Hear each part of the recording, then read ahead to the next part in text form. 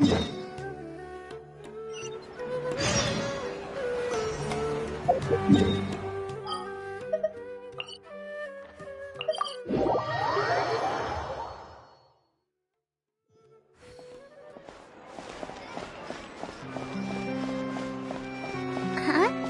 you also see Navia and Clorand over there? They look like they might have run into some kind of trouble. Let's go check out what's going on!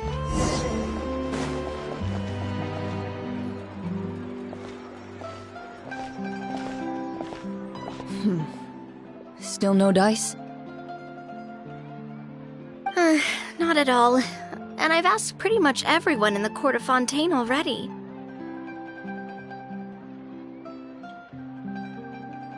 Lynette's ears drooped as soon as she heard that we'd have to be out and about for days on end.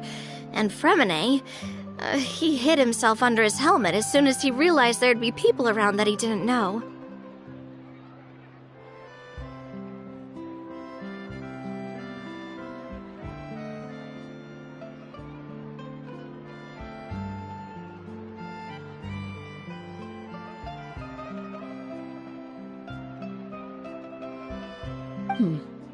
What about Chiori and Charlotte?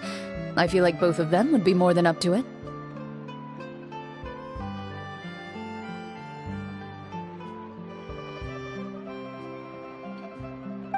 I've asked them already, but they're both pretty busy right now. I just gave the members of the Spina a few days off, too, so I don't want to bother them either.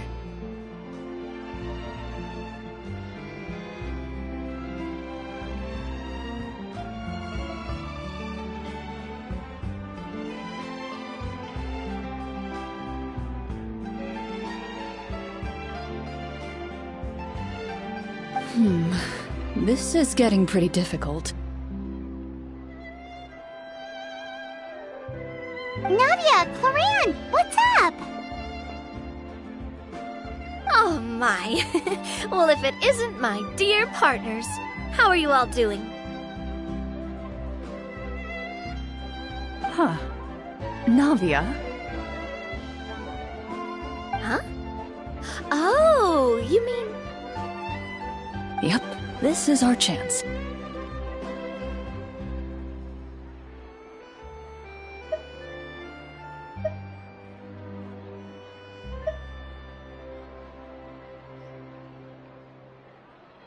Do you need our help with something? Oh, precisely. My dear partners, we've got a huge problem right now that only you can solve.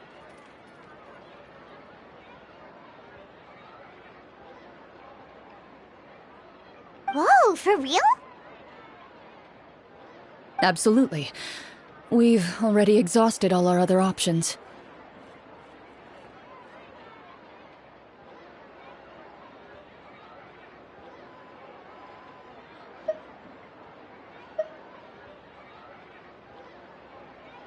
Traveler, Paimon, would you join us and play Marechaussee Hunter Judgment Day?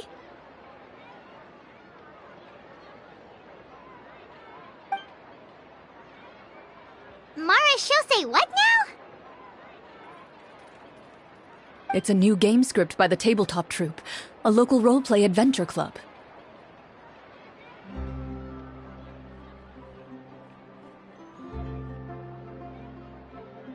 Ever heard of the Tabletop Troupe?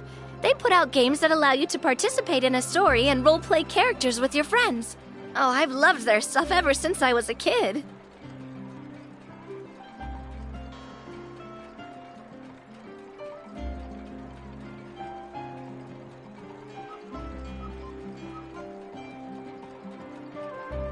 That sounds super interesting!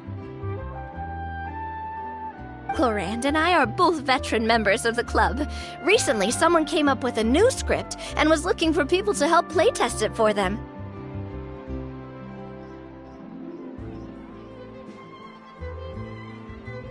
And when they asked, of course I couldn't refuse. I mean, come on! A brand new script? Nobody has ever played it before.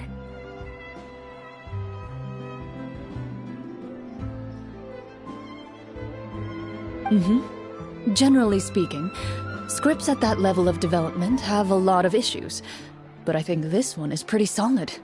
The author obviously put a lot of work into the story, and the world building is also quite credible.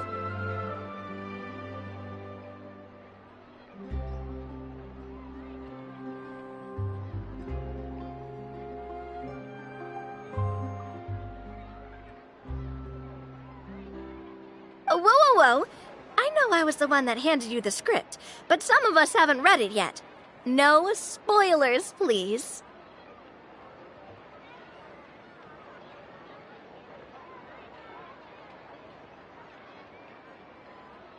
Anyway, the script calls for a team of 4. Ah, yes. We're missing one final player right now.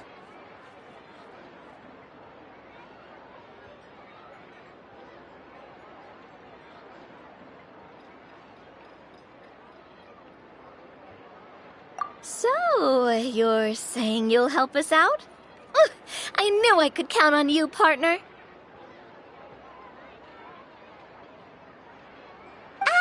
Paimon and the Traveler are kind of a package deal. Is that okay? That's not a problem. I'll adjust the pace based on the actual number of players, and ensure that everyone has a good time. Well, Traveler, what do you think? Wanna play? Paimon will follow your lead.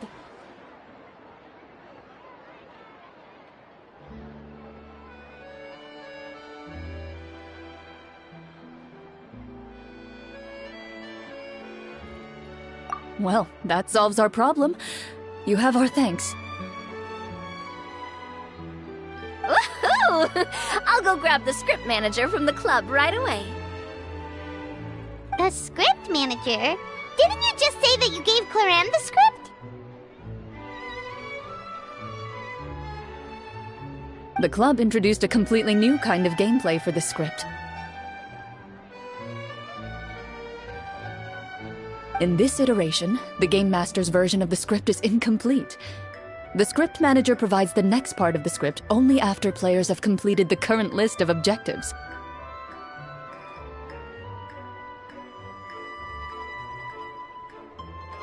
On top of that, in order to increase player immersion, the club has created some of the story's sets and scenes in real life. We'll only know where we should go once the script manager reveals the starting location.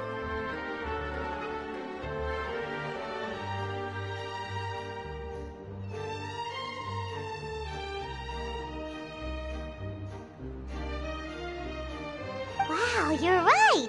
Whoever wrote this script really did put in a lot of work.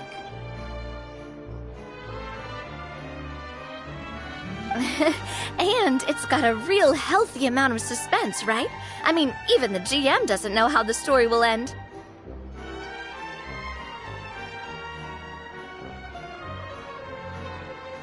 I look forward to experiencing it with you all.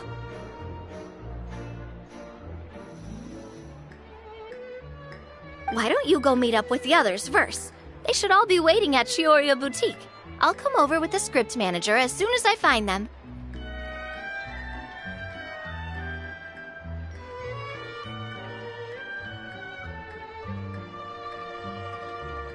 Sounds good. Remember to always watch where you're going, and don't rush.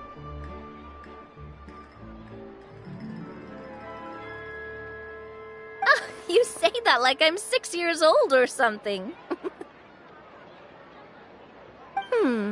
Let me think.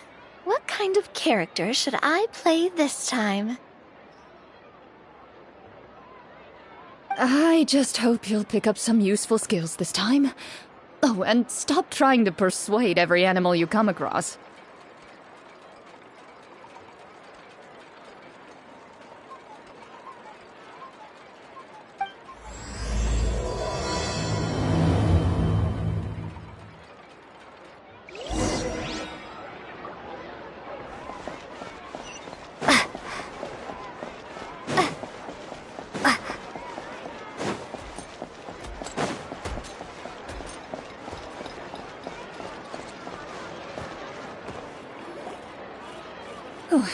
Sorry to keep you waiting. You're back! you too! What a pleasant surprise. I assume you'll be joining us for the game then? Linny, Farina! Paimon didn't know you were playing too! Are you also members of the tabletop troupe?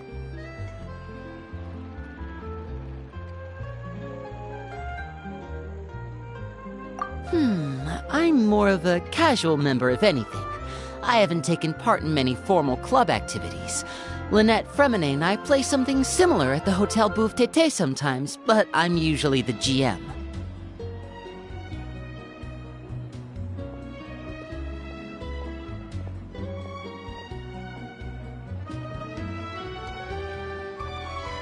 Still, I'm sure it'll be fun being a player for the first time. I'm looking forward to it.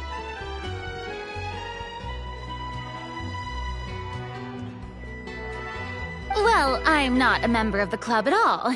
Claran simply woke me up first thing this morning, said there was a good script worth experiencing, and asked if I wanted in.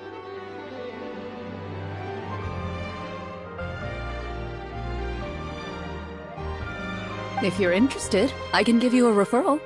That should give you a 40% discount on membership fees.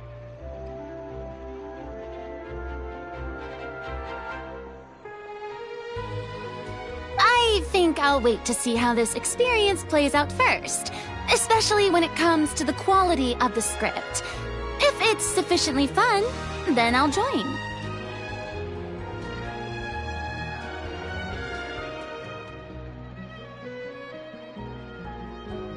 Do you participate in a lot of tabletop troupe activities, Clarine? You could say that. She's actually one of the few senior game masters of the troupe.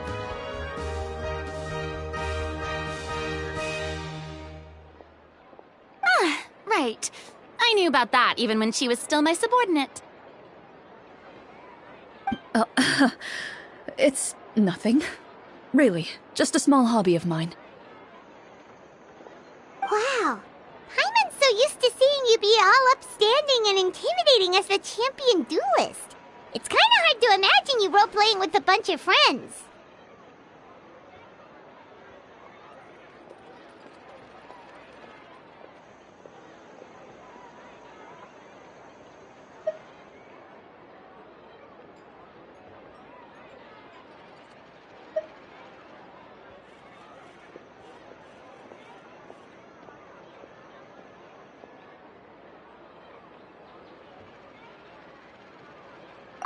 Surely you jest. I would never intentionally make things difficult for my players.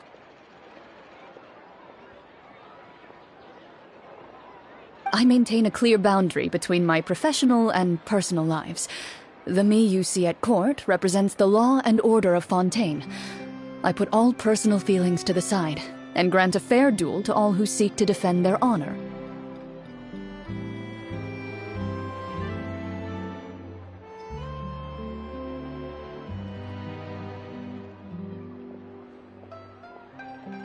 But in my personal life, I'm just an ordinary person. Someone who feels anger and sadness, just like everyone else. Well, you say that, but for all the time I've known you, I don't think I've ever seen you cry. I've seen you get angry, sure, but now I'm wondering whether you were actually mad or if it just looked that way from the outside.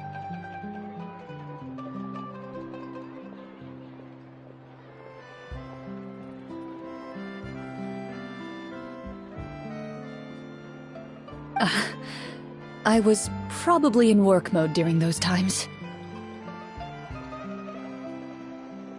Is that so? Well, in any case, I just feel like even in your personal life, you don't get emotional very often. So you want to see me cry? That might be a little difficult. A show of anger, though, that might be something I could accomplish.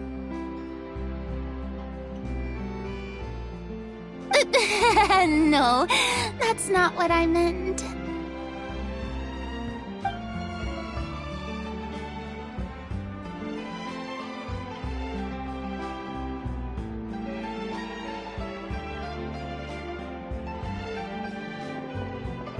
I'm back! Here, allow me to introduce you to the script manager, Mr. Florian. Pleasure to meet you all. Hello. Wait, are you a champion duelist too, Mr. Florian? Oh, no. This is just the costume provided by the club. I occasionally play a few of the roles in my scripts.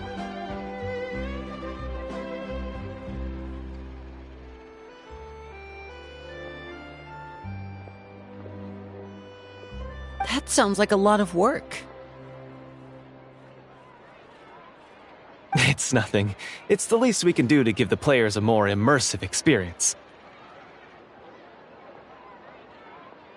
Anyway, allow me to give you a brief introduction of the script. This script was adapted from the real history of the Marashose Hunters. You all will play the role of hunters from a bygone era and resolve a series of events unfolding in the capital.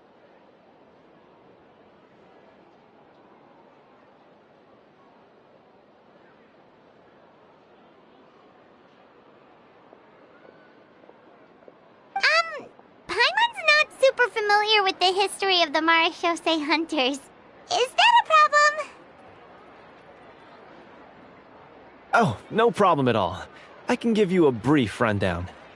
So, basically, Marashose Hunters were people who dedicated themselves to hunting monsters and protecting the city by using a special swordsmanship technique passed down over generations.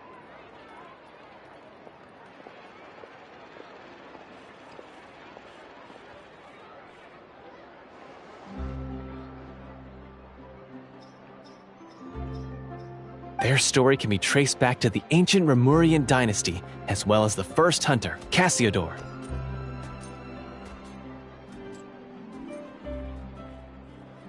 But I'll leave the finer details for you to seek out and discover later. And I'll provide additional commentary as the story progresses.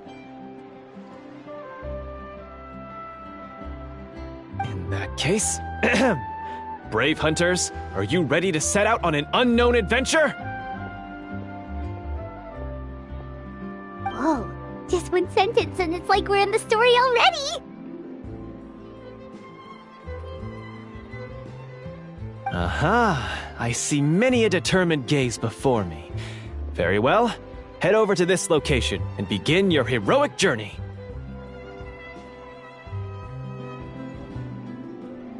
So, as we follow the story, it leads us to specific scenes?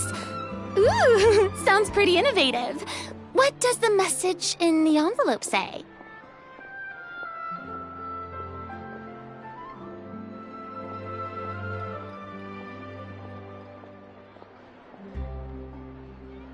It's the exact location of the scene, as well as the formal permission to use the venue. Huh, seems like they have everything prepared.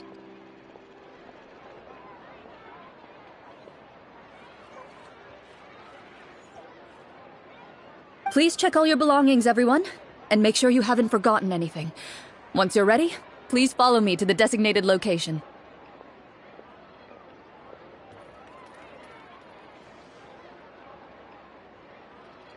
Sounds good. Hunter Squad, move out!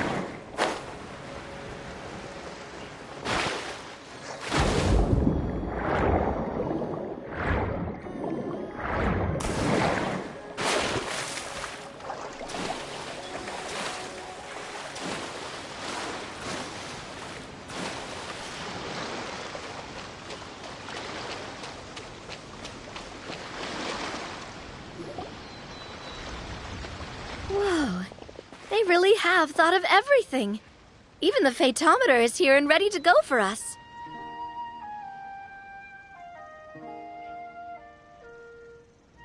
The phaetometer. What's that? It's a card that's used to determine action success or failure. We'll need to use it when we try to use certain skills.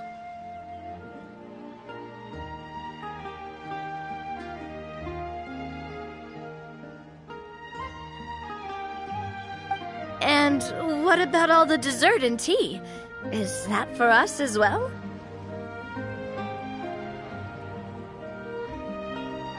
That's what the message said. Oh, really? That's so nice. It feels just like a tea party with friends. Those snacks have Paimon's name written all over them.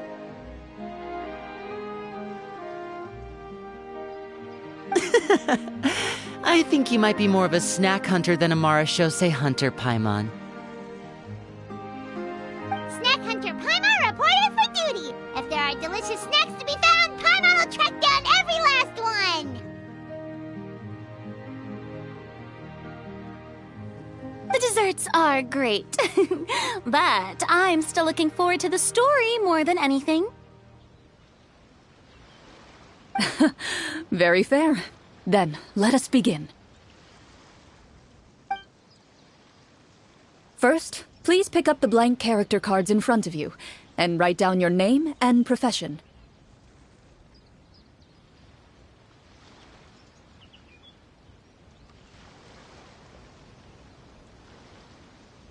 You can find an abbreviated version of the rules printed on the back of your character card. If you have any questions, feel free to ask me.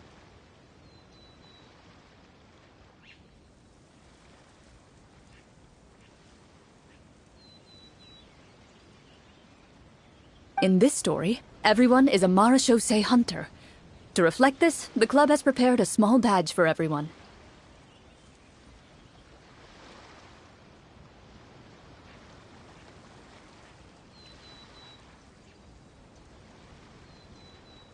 Ooh, nice.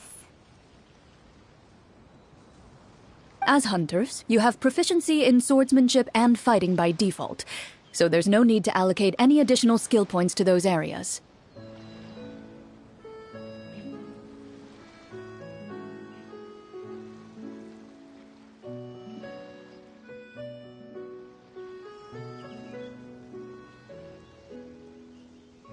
Swordsmanship? So there's a fighting part to all of this? Paimon's not sure she can do all that on her own. Maybe Paimon can just stick with you?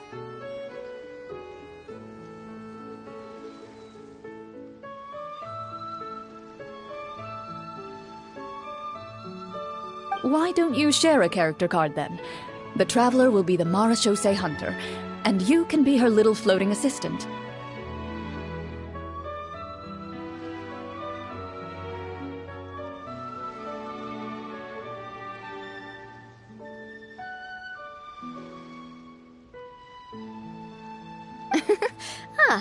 Kinda like in real life.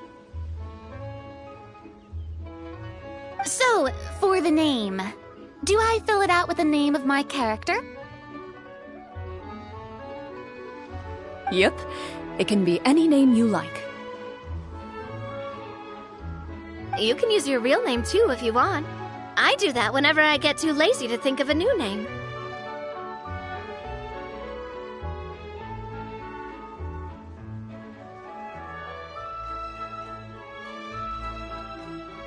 Oh, so it would be like experiencing a different life, but still as yourself.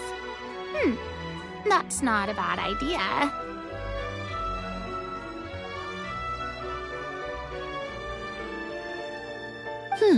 In that case, I think I'll continue to use the name Linny then. Next up is the skill sheet. You have a limited amount of skill points that you can use to learn a number of skills.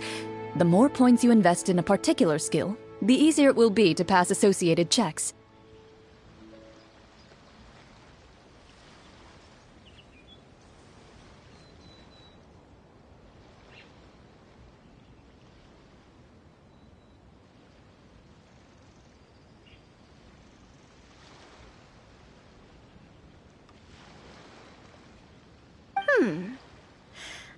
take persuasion and investigation. Those are must-haves when it comes to missions like these.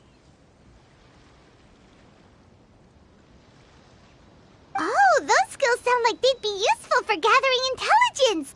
Good idea, Navia. Just as expected of a veteran player.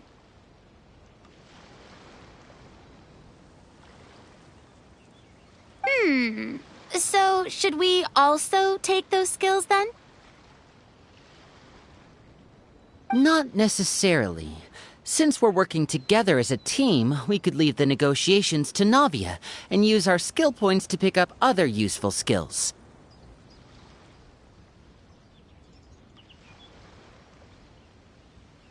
For example, I think I'll take stealth and sleight of hand.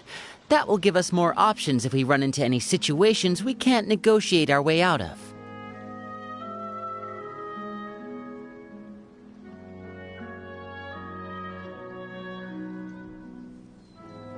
Oh, interesting. I wasn't thinking about it like that. I suppose it's not so different from an acting troupe. Everyone has their own role to play. Let me see. I'll take arts and performance. I'm not quite sure what use they'll be, but I'm not as knowledgeable about the other skills, and I am not too confident I'd be able to roleplay them well.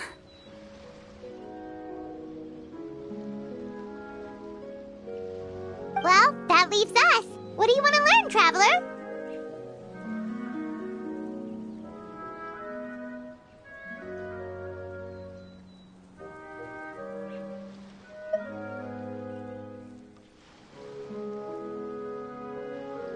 Ooh, so you want to help people when they're injured. That's nice of you.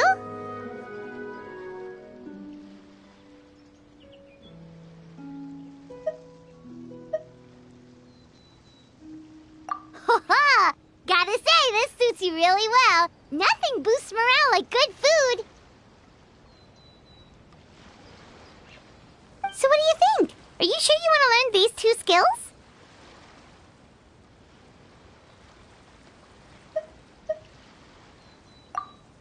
Let's see. Oh, looks like you each have enough points to choose one final skill.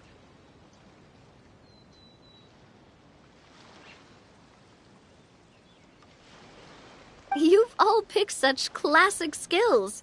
It's fine to go a little bit out of the box, you know.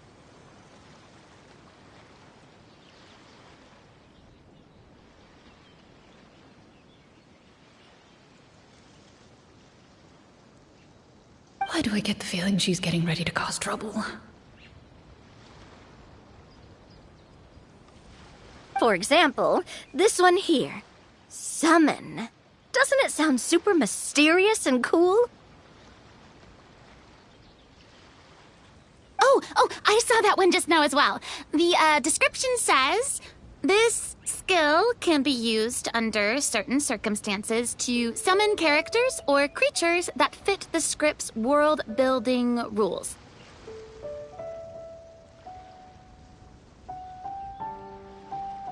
The script's world-building rules, huh? But how are we supposed to know what a Marashose hunter can summon? Oh, that's not for us to worry about, my friend. Just learn the skills that interest you, and the GM will take care of the rest.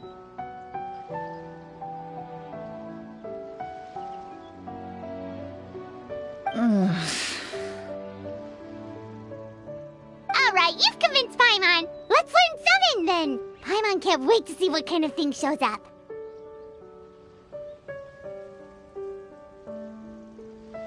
Well, now that everyone's more or less finished creating their characters, we can begin. Since 2 of our players are doing this for the first time, though, let me ask. Would you like to play on easy mode or authentic mode?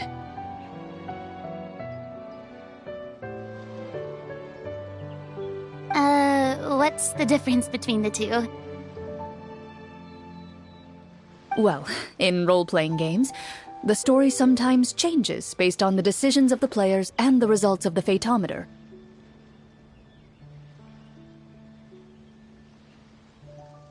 For example, if you fail a check, that means you cannot use the target skill in that scenario. A critical failure may even result in further negative consequences.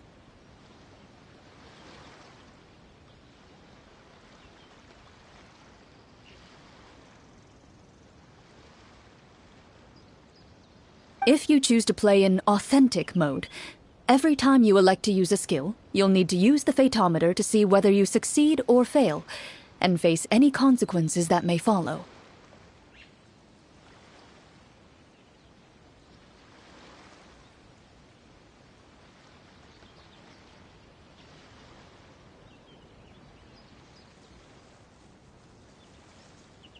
If you choose easy mode instead, every check will be successful by default, and you won't have to worry about luck playing a factor.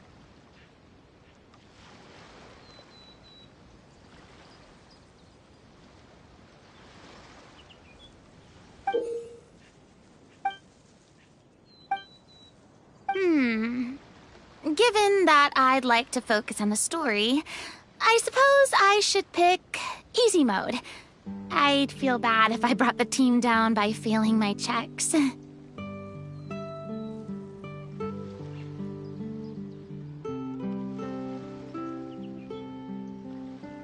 Huh? Oh, come on. Don't worry about that. RNG is the lifeblood of role-playing games. I'm going with authentic mode for sure.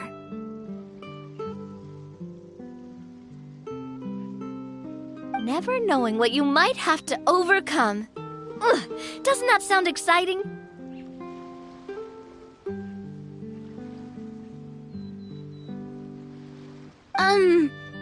I'd rather be mentally prepared for what might happen. All right, then I'll mark down Farina for easy mode.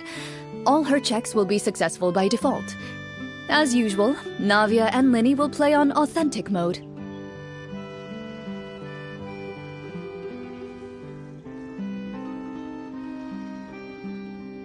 What about you, dear partner? How would you like to play?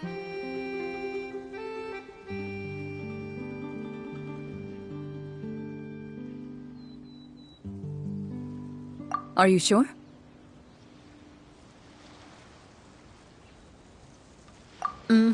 No need to worry about the pesky Fatometer. Pretty good choice if you just want to relax and play the game.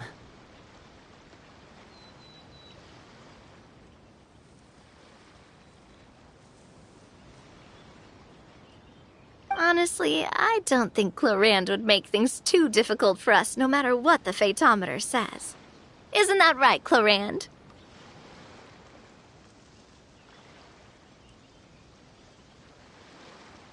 No promises. That wasn't super reassuring. Well, anyway, enough talk. Let's get started. I want to experience at least a good chunk of the story today. Speaking of the story, why is the beginning scene on a beach? Well, that's because... A long time ago, back when human civilization was still in its infancy, powerful demons and evil sorcerers ruled over the land. They created a host of monsters and sent them to slaughter all humans in existence.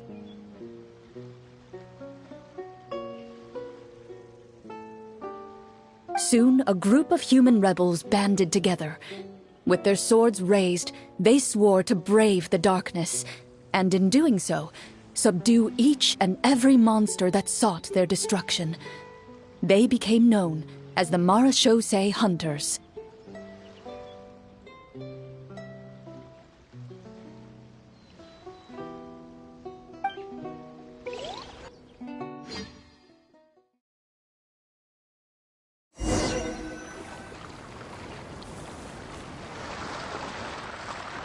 Sometime later, As a member of the Marashose Hunters, you receive a commission. Following the address provided on the message, you take a boat and arrive at this strange city.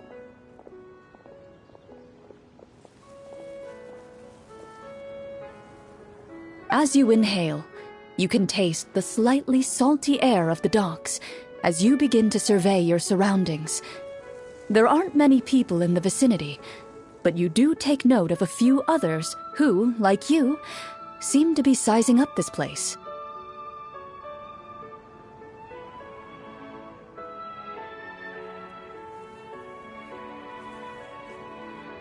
Your eyes meet, and you realize these people are fellow Marashose hunters, likely led to this location after receiving the same commission as you. You're all Marashose hunters too, right? Allow me to introduce myself. The name's Navia, monster hunter by trade and helpful neighborhood businesswoman on the side.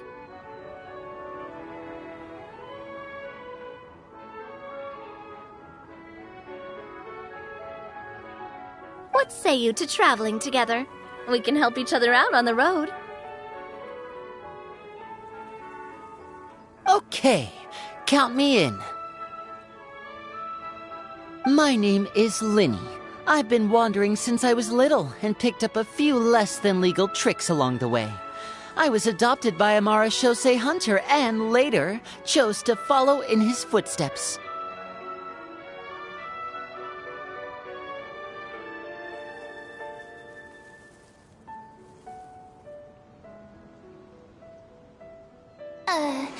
Is this where you introduce your character to everyone?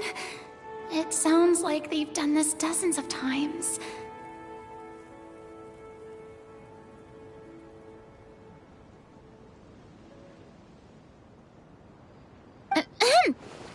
My name is Farina, and, I grew up in a noble family. I always had a strong interest in performance and the arts. Even though I'm a Marashose hunter, what I really want is to be a performing artiste.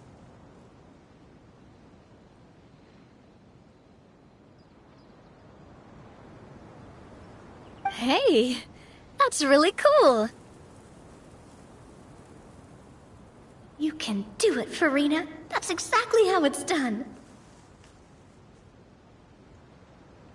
Paimon is Paimon, a good friend and companion to this Marashose hunter right here.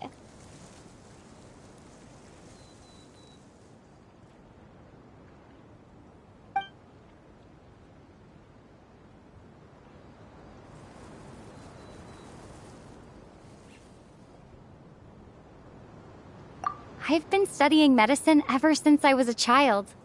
I want to do my part to eradicate these monsters and use what I've learned to heal others.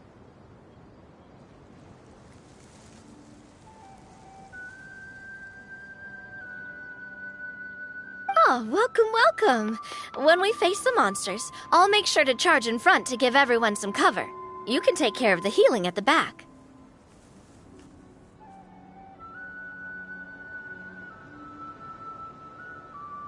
You open your envelopes at the same time. The message reads, "To the honorable and trustworthy Marashose hunters, our kingdom is currently facing a grave crisis. The lands outside the capital have been overtaken by monsters, and our people are being led astray by forces of wickedness. We beseech you, please help us resolve this crisis and return peace and stability to our home."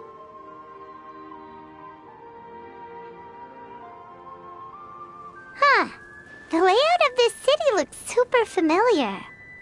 It kinda reminds Paimon of Mondstadt! The scriptwriter must have used a real-world city as a reference when coming up with the map.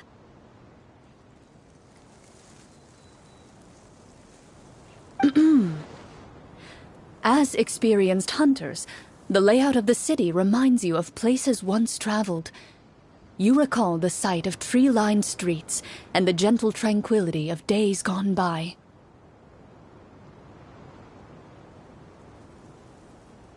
Yet, as you regard the city in front of you, it appears to be little more than an empty shell.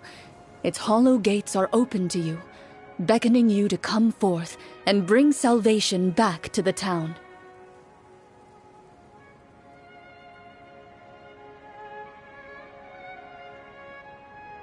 I carefully read every line of the letter and turn my attention to the signatures at the bottom. Who issued this commission to us?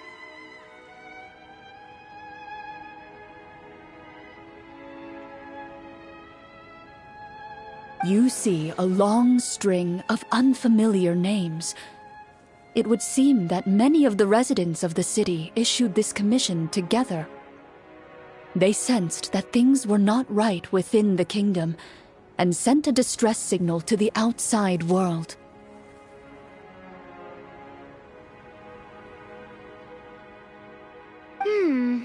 In that case, why don't we take a walk around the city and see if we can learn anything from the local residents? Oh, good idea.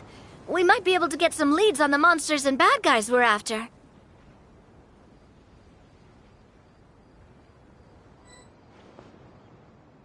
You look up and see a tavern nearby. It appears to be open for the day. Why don't we go check out that tavern? If the novels I've read are anything to go by, taverns are usually full of information.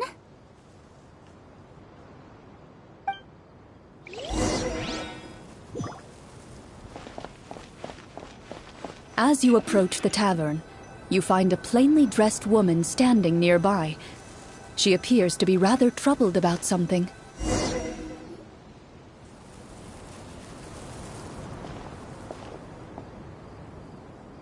Greetings, friend. Lovely weather we're having today, don't you think? Oh, hello. I suppose you're right. The weather today is quite lovely. If only those monsters out there would stop causing trouble.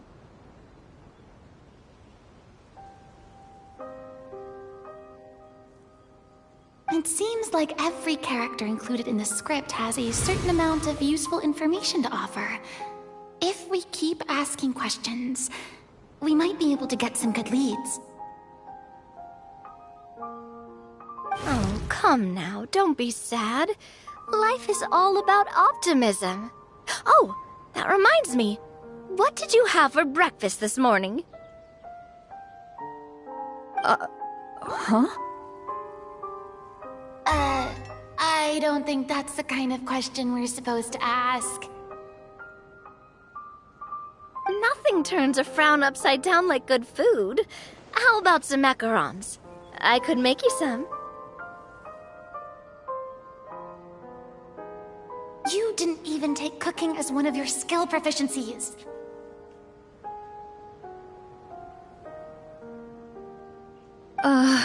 That's not necessary, miss. Excuse me for saying this, but you don't really look like a chef. Besides, I'm not really a fan of sweets.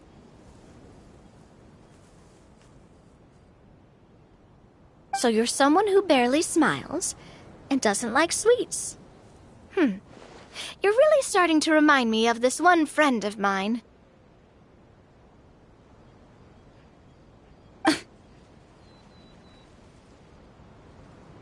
Hey! Did she just... me? Glorianne must have broke character for a second.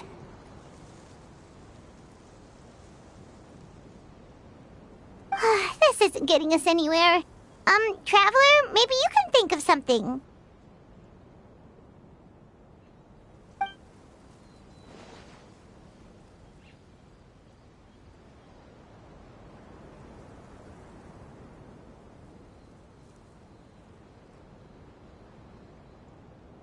Are you sure? In that case, please refer to the fatometer.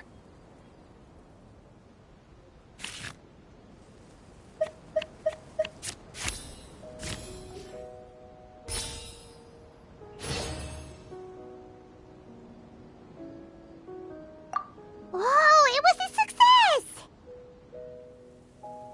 You remain silent as you prepare a pot and fire to use for cooking.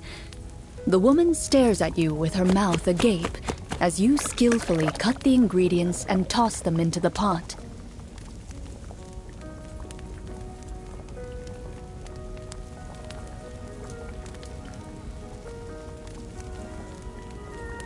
After some time, a rich aroma begins to fill the air.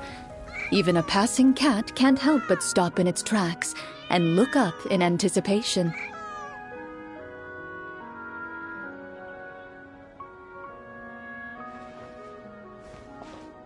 Please have some food. Who knows? Maybe you'll feel better after eating something delicious.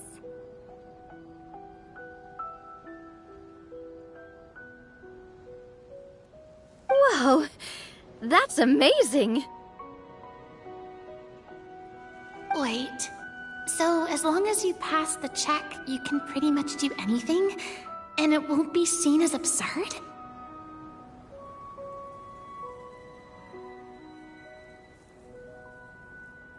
Oh, thank you. Ah, you were right. This food really did make me feel better.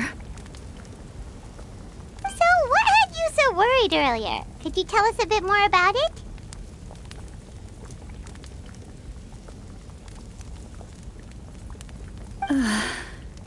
Okay, let me fill you in. A horde of monsters suddenly appeared near the capital recently, so all the guards were dispatched to fight them.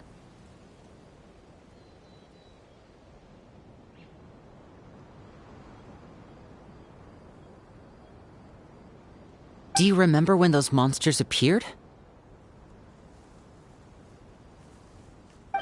I'm not completely sure. All I know is that my husband was dispatched to fight them 3 days ago.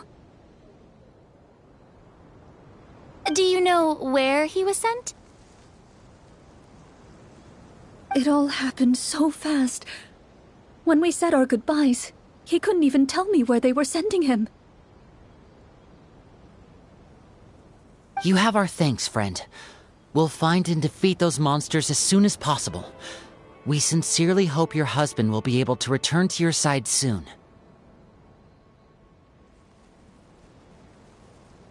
Oh, thank you. Don't worry. We'll find him. Just try to remain optimistic and wait for good news. We don't always get to choose what happens to us. But we do get to choose the little things, like what we eat and how we respond to the things life throws our way. I hope that one day, you too will recognize the power of something as small and inconsequential as a delicious dessert.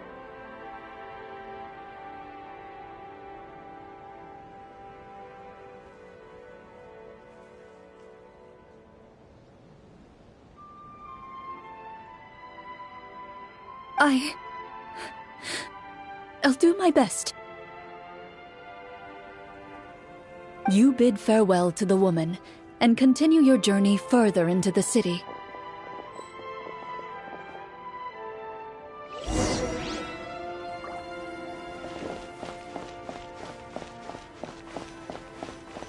As you venture further into the city, the streets appear largely empty. An elderly woman walks past. You see her shake her head as she puts away her wrinkled wallet. A nearby merchant folds his arms and gives you a disdainful look. You get the impression that he's someone who has long gotten used to the sight before him.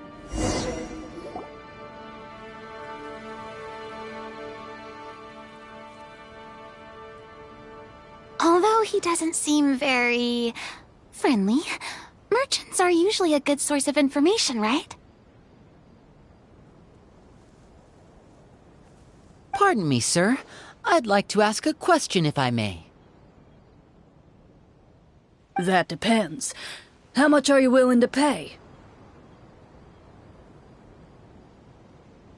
How about this much? What do you take me for? Some lowly beggar? You can't even buy half an onion with that amount.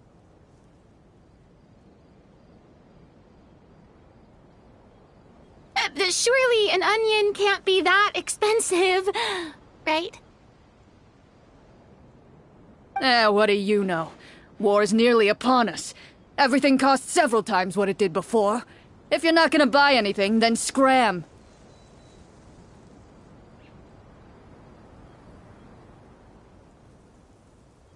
Whoa, what a nasty guy. Maybe we shouldn't even bother talking to him. But he still might have information we need. Traveler, can you think of something?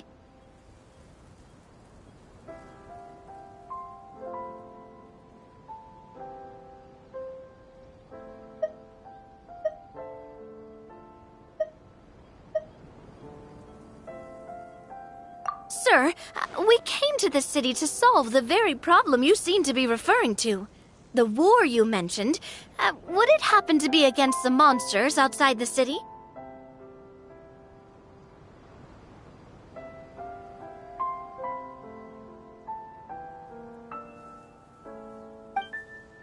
If you happen to be well informed and know a thing or two about what's going on, we'd appreciate it if you could share that information with us. After all, the sooner this problem gets resolved, the easier it will be for you to do your business.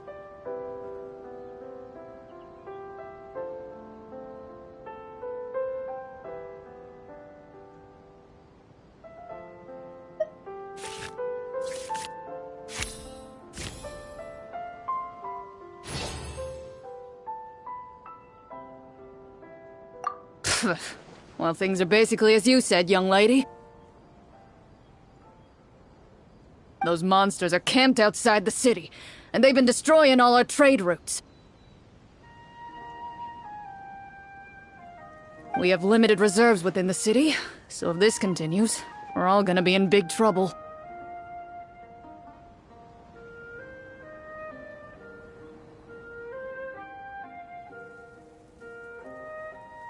Wait, you're saying no one has put a plan in place to distribute supplies or maintain order?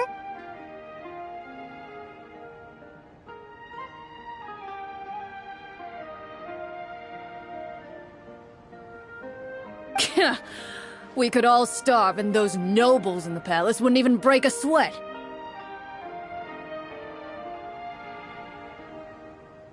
Who knows? Maybe they've been in cahoots with the monsters all along. That is concerning. All right. That's all the information you need, right? Off with you now. I've still got business to do. You know, if you smiled a little more, you'd definitely get more business. And I bet that would make your life just a little bit sweeter. I'm not saying it's guaranteed to work. It's just a tip.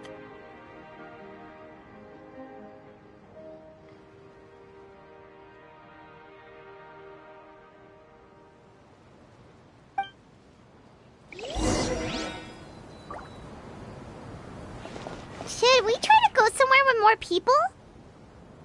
Oh, how about the city square? Follow me.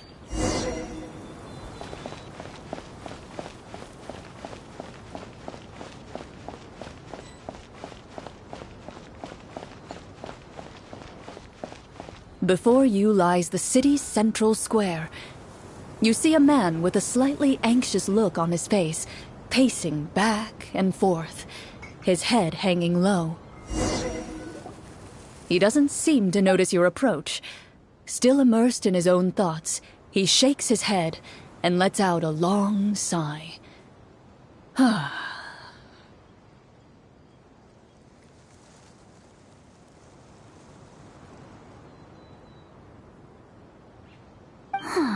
This guy seems promising enough.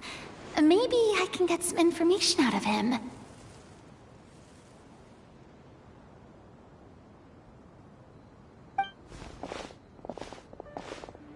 Hello, sir.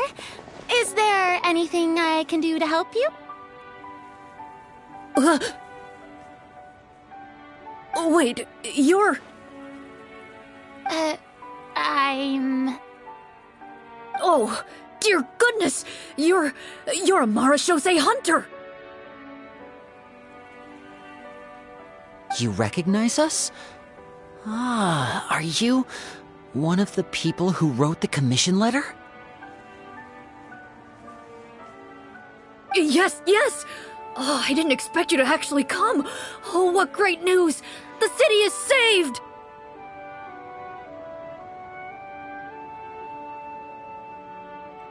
What happened here?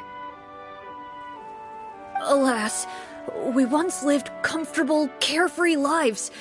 This city used to be free of monsters. The first Marashose hunter, Casiodor, the Golden Hunter, he was the one who drove them back.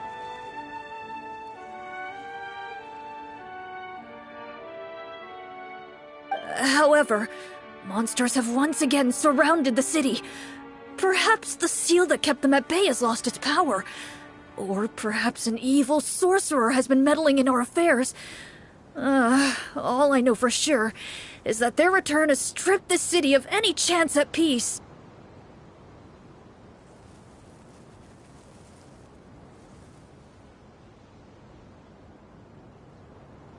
Are there not enough soldiers to drive them out?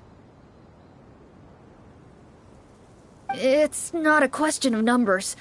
The guards simply have no idea how to deal with them.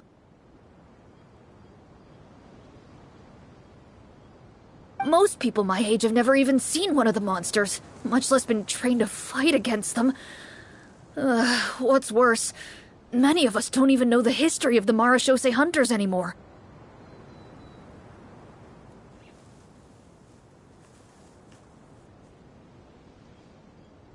When I was a child, though, my grandfather would tell me stories about how the Marashose hunters drove back the monsters. So, on the off chance that something might come of it, I decided to reach out to you. To be perfectly honest, I was starting to think all those stories were just tall tales. But now that I've seen you in person, I finally know that it was true!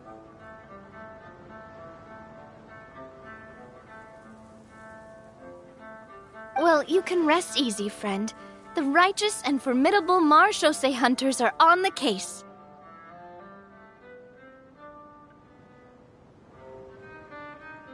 The man is touched by your determination and resolve.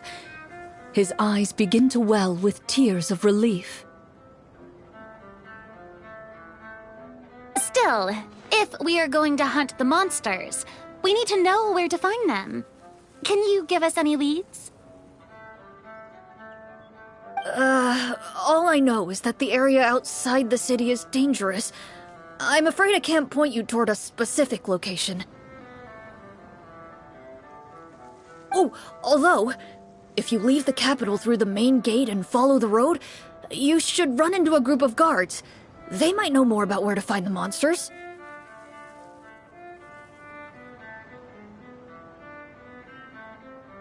I see. We'll go look for them then. All right, be careful. Oh, and one last thing. The monsters outside the city are just part of the problem. There are evil sorcerers inside the city as well, so be on your guard.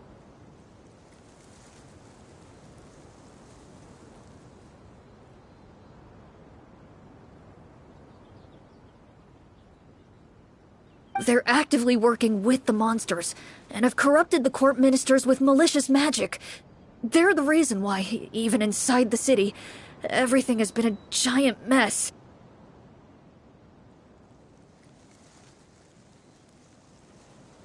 Even one of our kindest ministers has turned into a boorish and unreasonable figure, interested in nothing but enacting laws that exploit the people. Who knows how much longer we'll be able to go on like this.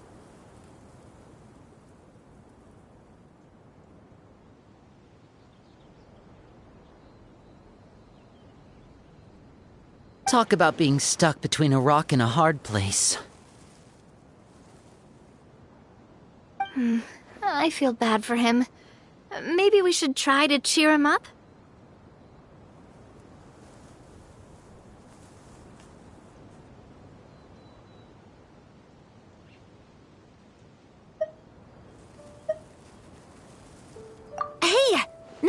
nothing can be solved with food. I appreciate your kindness, but for now, it's more important to focus on the crisis at hand.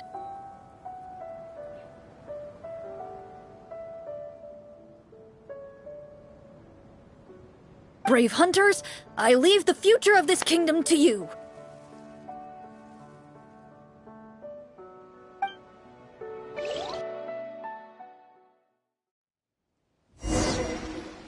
If I understood correctly, there are currently 2 problems in the kingdom that need solving, right?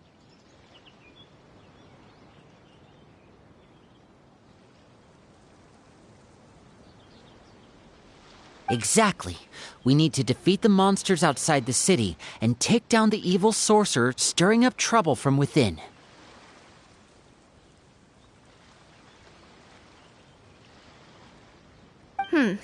But which problem should we tackle first?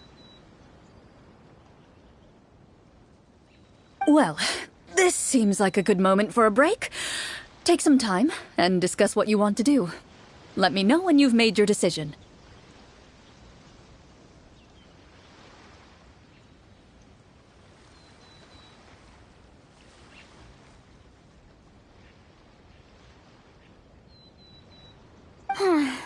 I really didn't expect the people in the city to keep us at arm's length like that. I totally thought the hunters would be treated like heroes.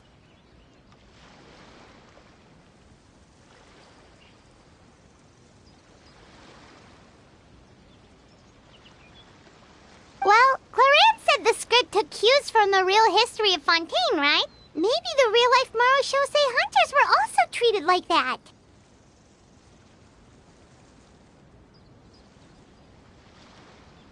I wouldn't say it's a perfect representation of history, but there are definitely some similarities. Would you like to hear more about it?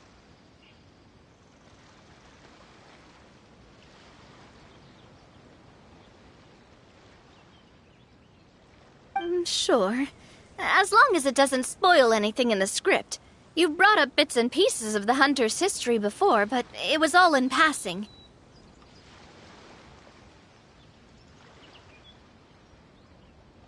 Paimon wants to know too!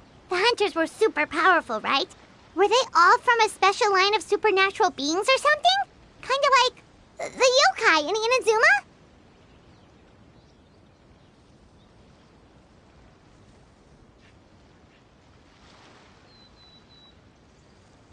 No. All Marushosei hunters were ordinary mortal fighters. The only thing that set them apart were the special sword techniques passed down over the centuries.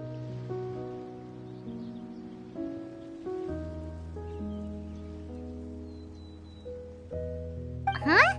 So you mean anyone could become a Marushosei hunter? In theory, yes.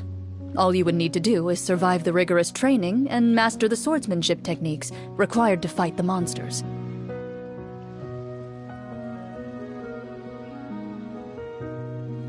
Still, most people dropped out at the early stages, and others called it quits the minute they saw a monster in person. To become a hunter, you must be strong in both body and mind.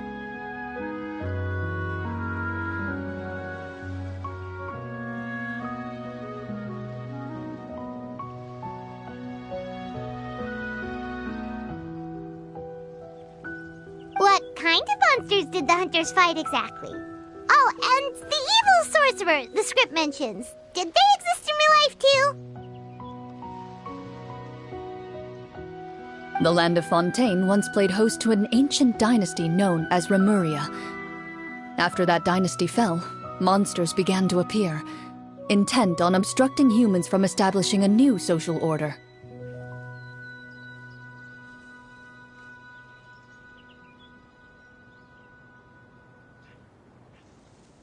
One of the ancient sorcerers of Rapperia used his power to assemble a formidable army of golems. He sought to use that force to establish himself as king.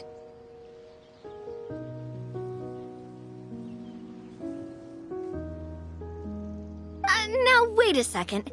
Don't tell me that guy was the inspiration for the evil sorcerer in the script. We still haven't found any in-game information on him yet. So, why don't you talk about someone else for now?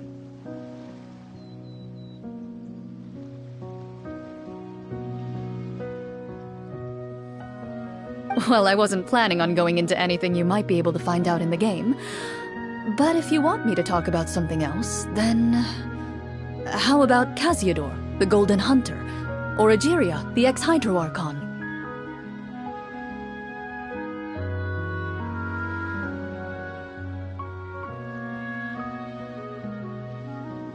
Wait, but those people are all from a super long time ago. Where did you learn all this, Cloran?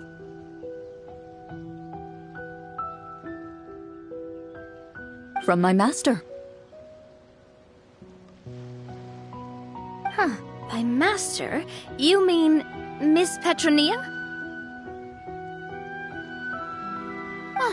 Is someone you know? Absolutely. Miss Petronia and my father were good friends. Back in the day, she would often bring Clorand over to play, but then... Let's not get off topic. Anyway, back to what I was saying. Responding to Egeria's call, a number of warriors followed Casiodor into battle against the monsters. This group of warriors, under Casiodor's leadership, became known as the Marechaussee Hunters.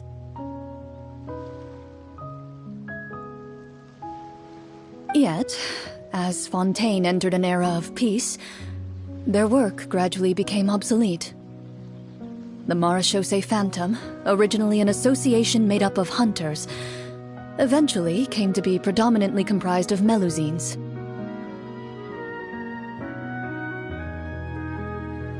Ah, I see. That explains why most of the people in the script have forgotten the hunters or think of them as nothing more than a legend. Is that really a bad thing, though?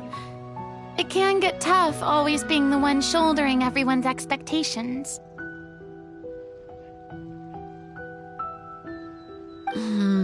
Depends on who you ask, I suppose. If the name of the organization no longer commands respect, investigative work is bound to suffer.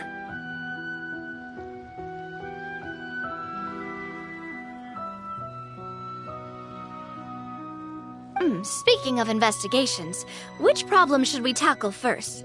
Monsters or evil sorcerer? I vote monsters. That's the main duty of the hunters, right? We can come back to the sorcerer later.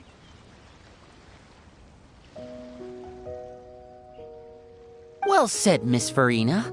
Plus, if the sorcerers really are the masterminds behind this whole thing, defeating the monsters could give us some clues on their intentions as well.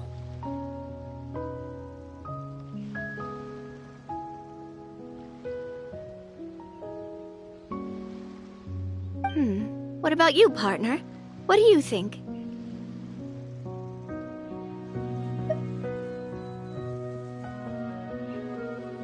I mean, you're not wrong. But those characters are usually the ones pulling the strings behind the scenes. More often than not, they're very formidable opponents. Going after them now might be jumping the gun a little bit.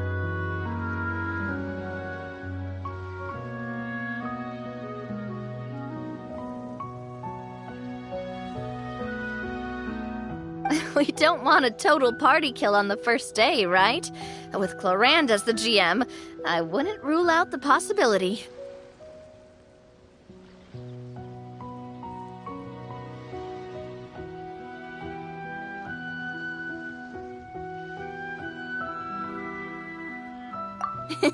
Then it's settled. Let's go hunt some monsters. All right. After some discussion, you decide to turn around and head out of the city.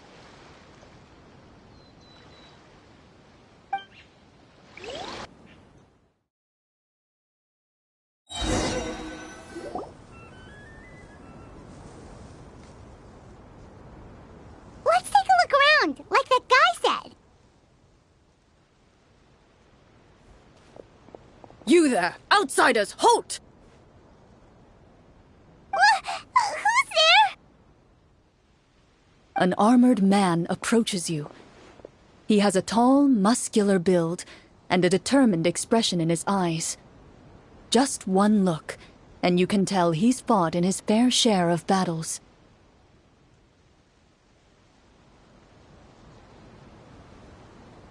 Although he's trying his best to conceal his current state, his uneven gait and the sweat dripping down his forehead make it obvious that he's been wounded and is in serious pain.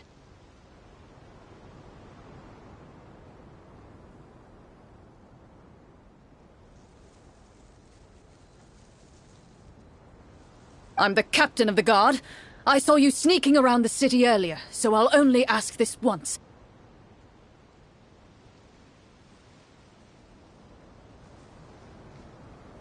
State your purpose, or it's off to the dungeons for the lot of you.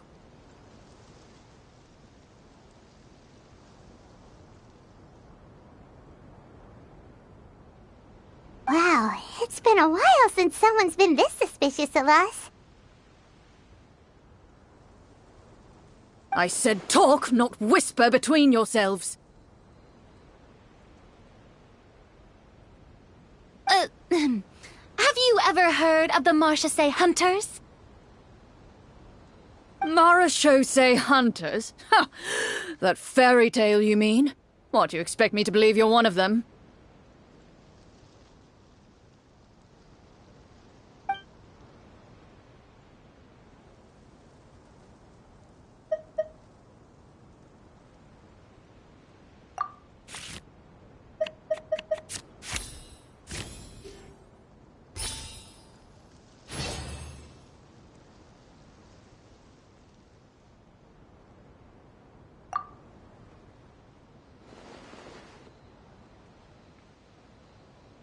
Using your knowledge of medicine, you're able to deduce that the injury on his calf was a monster's doing, and the wound has already begun to fester.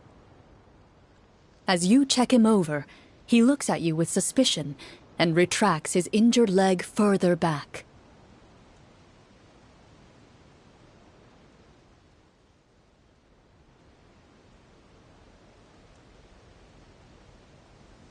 I'm a doctor by trade. Please let me redress your wound. You don't have to suffer like this.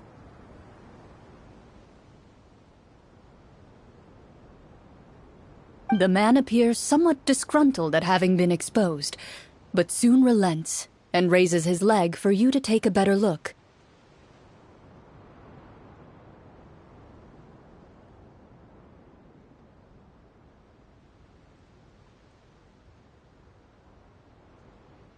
He allows you to apply a poultice of specialized medicine to the wound, and it appears to bring him much relief.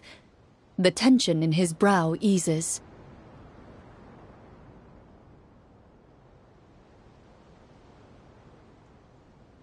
Oh, right.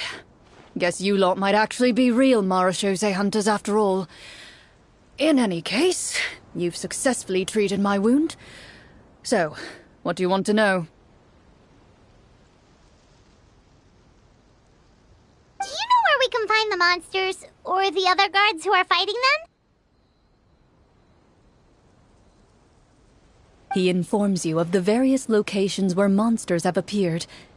He looks in that general direction with a pained gaze, as if a thin, invisible thread is pulling on his wound.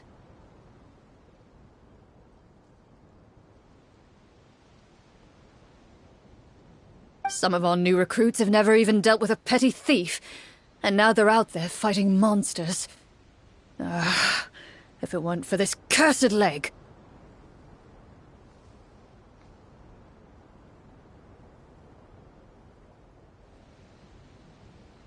Oh, please, sir. Don't get too worked up. You need to focus on your recovery. Just leave the monsters to us. We're Marachose hunters, after all.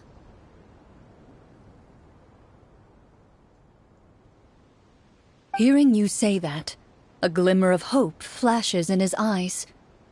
But it disappears almost as quickly as it came. Those monsters aren't easy to deal with. But if you insist on going, I won't stop you either.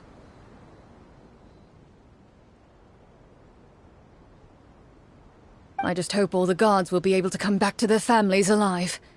I wish you the best of luck.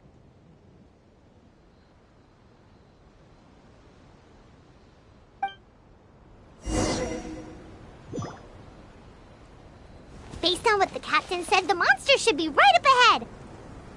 Let's go. Hopefully we're not too late.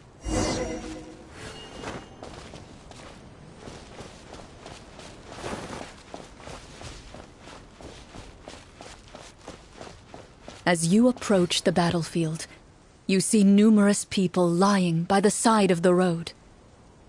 They appear to be dressed like guards. Their faces are filled with desperation and terror.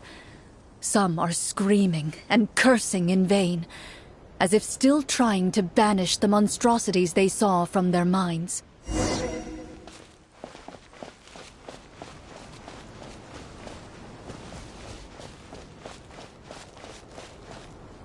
A few of the wounded look up at you in shock and disbelief. "Quick, leave this place! Turn around and don't look back!" they yell.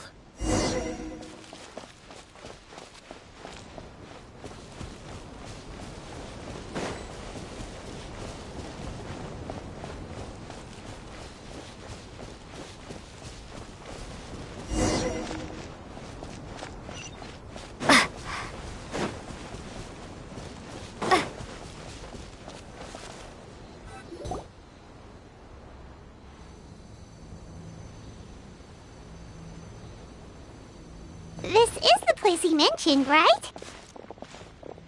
You see broken iron swords scattered all around you, and downed trees riddled with terrifying claw marks. All the signs point to one thing. A truly devastating battle just took place here.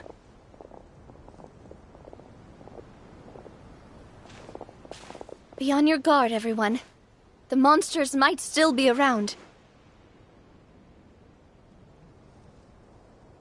Before you can finish your sentence, you hear rustling sounds from the surrounding bushes.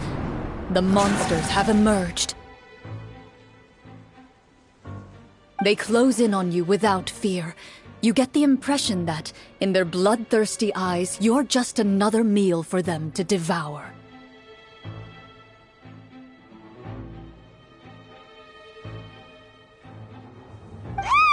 A little help here! This thing wants to eat Paimon! Your battle round begins now.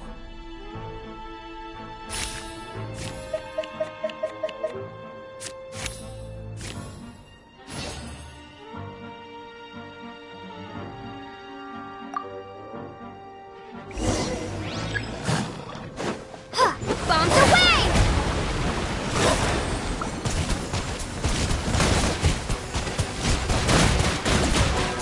Go! Fire! Well, with rocks. Here comes the finale. The next battle round begins now. Your name on it!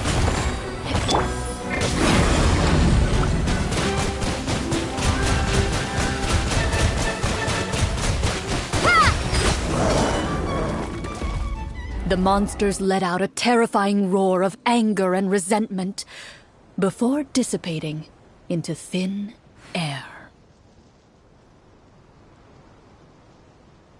Ugh, thank goodness it's over. We're lucky the Marashose Hunter class came with all those preset skill points. Otherwise, we would have been in some real trouble.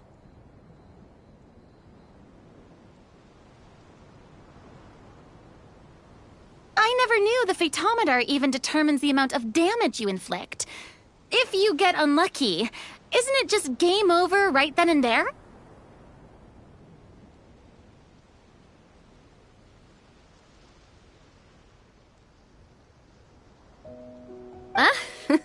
That's part of the fun. The uncertainty of fate is what gives these games their appeal.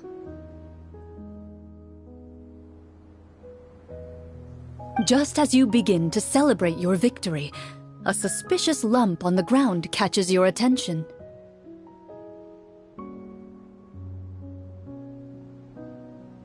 A suspicious lump?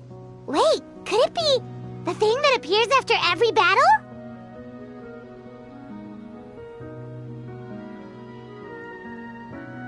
I walk up to it, crouch down, and begin to carefully examine it. I've still got my right glove on, so it should be fine for me to touch it, right?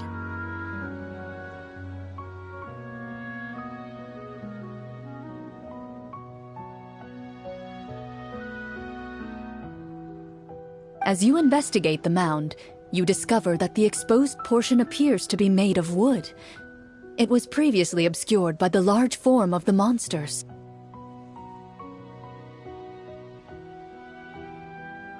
With the monsters gone, the small protrusion now awaits your discovery, poking out of the ground like a shy flower bud.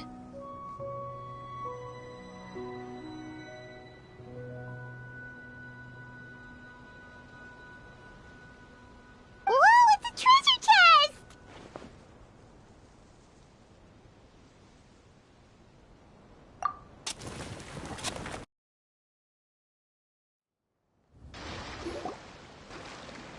With everyone's help, you successfully excavate the wooden chest from the ground.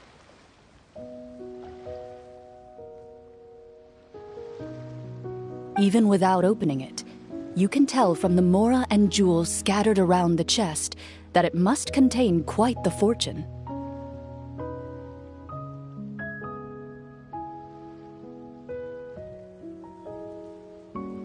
Makes sense. We worked hard for this. Let's open it and we can share what's inside.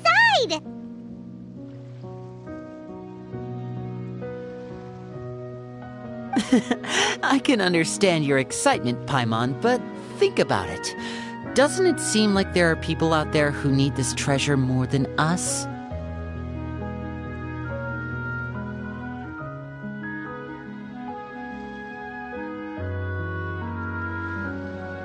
Yeah. Think about all the people suffering in the capital. Or all those guards who got hurt fighting the monsters. Wouldn't it be better if we gave the treasure to them?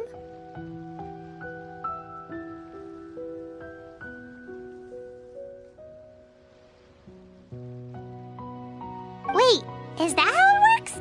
Paimon thought since we were the ones to dig it up, we could just take it for ourselves.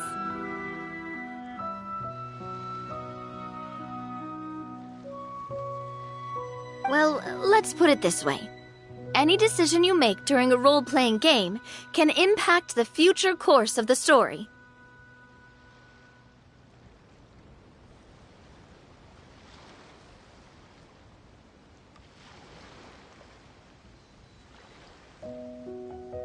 But would the people really believe us? It's hard enough for us to prove we're Marchese hunters. What if they think we procured the treasure illegally? They might get even more suspicious of us.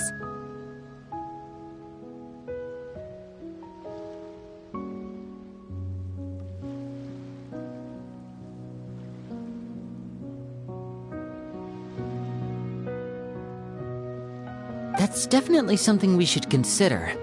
Maybe we can come up with an explanation in advance.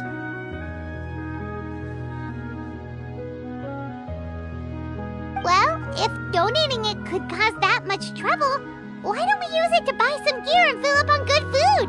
Then we'll be ready to fight even more bad guys.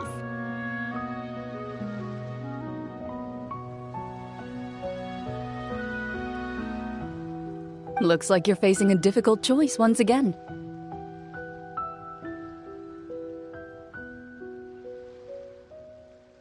Well, it's getting late. Why don't we call it a day for now? Wow! Where did the time go? I'm not sure if it's because I'm having so much fun with you all, or because the story is particularly enticing, but I feel like I could almost keep going.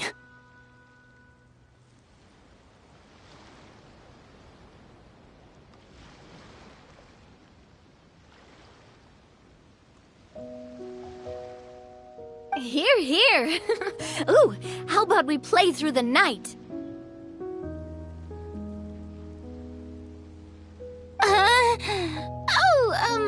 I'm not sure I'll have enough energy for that.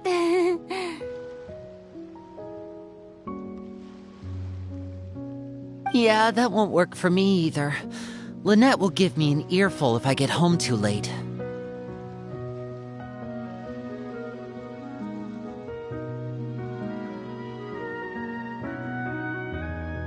I understand how you feel, Navia, but we have to change venues for the next part of the story anyway.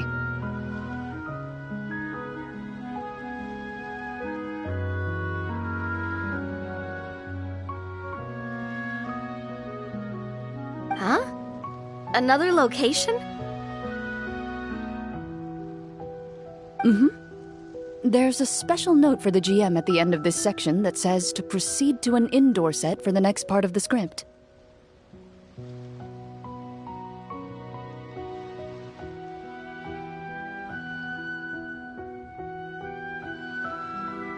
Whoa, they really pulled out all the stops for this new script.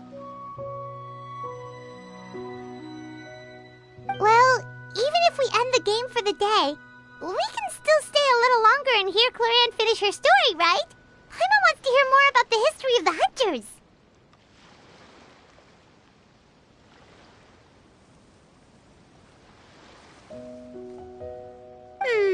Something tells me you just want to finish the free desserts before we break for the day.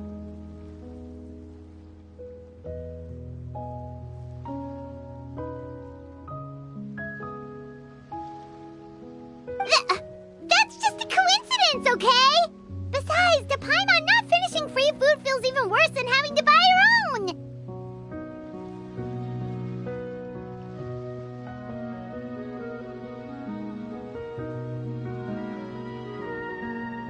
And anyway, Paimon really does want to hear more about Cloran's master.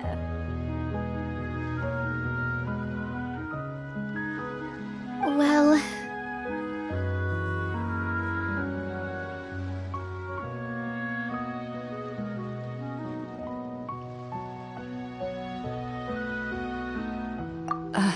It's nothing.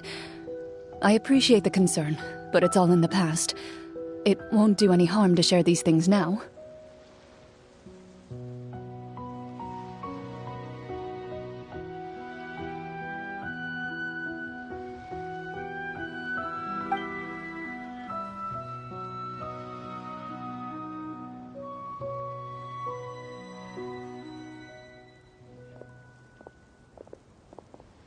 My earliest memories are of living with Master.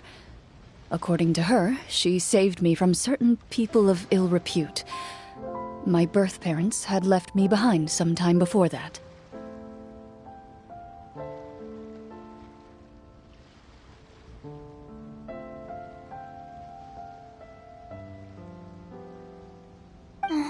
What a heavy beginning for a life story.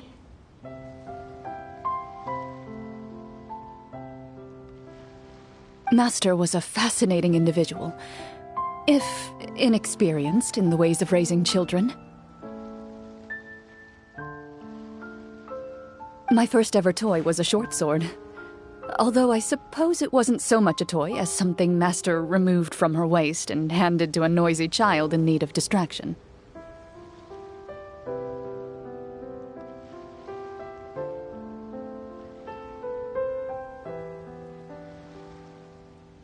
Oh wait, so she handed an actual sword to a child? Isn't that dangerous? Did you hurt yourself? Of course I did. I cut my palm and bled quite a lot. But Master was not concerned. She just stood there and casually lectured me about it.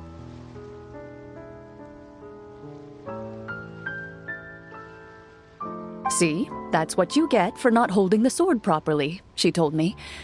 She then crouched down next to me and said, "Give me your hand. I'll teach you to bandage this wound. After that, it's time to learn how to truly hold a blade."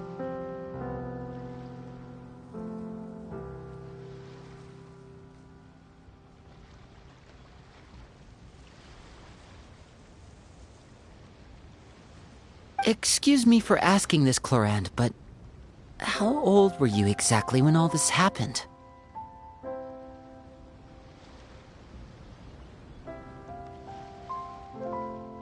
Probably around, 3, give or take. 3? Isn't that when most kids are still struggling to hold a fork?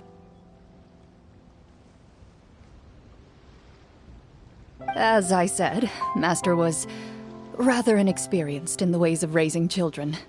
She believed trial and error was the best way to teach a child what they're capable of.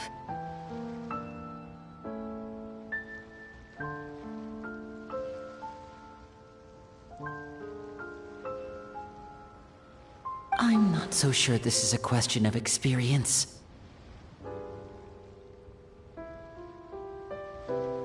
I didn't see anything wrong with her ways at the time.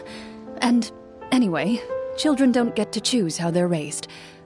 Oh, she did bring me back a pet from Liyue once. It was a Geovishap hatchling.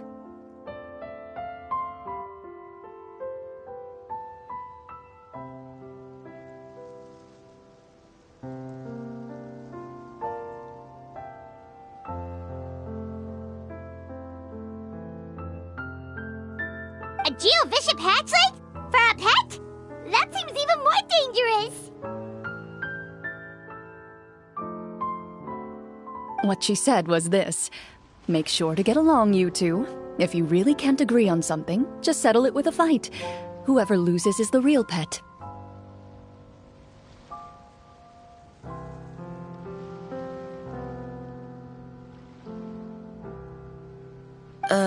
And how old were you when this happened? 5. Well, did you win? No, I lost. So, you're saying you actually became the Geovishap's pet? Yes, but only for a week. By the end of that week, I defeated it in combat, and we've shared a cordial relationship ever since.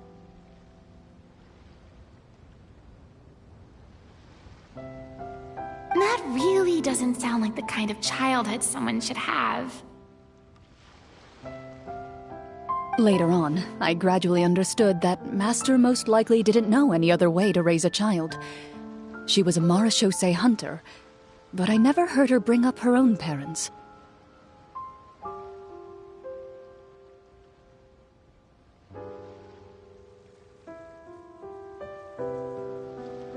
Thanks to her, I learned how to navigate the forest by the age of 6, and could hunt monsters in the wild by myself the year after that.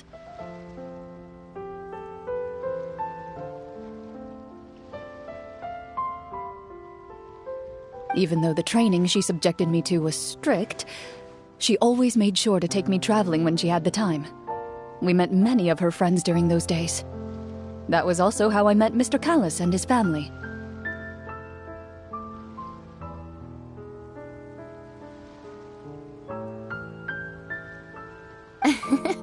I still remember the first time we met. You were too scared to join our picnic and hid behind Ms. Petronia the whole time.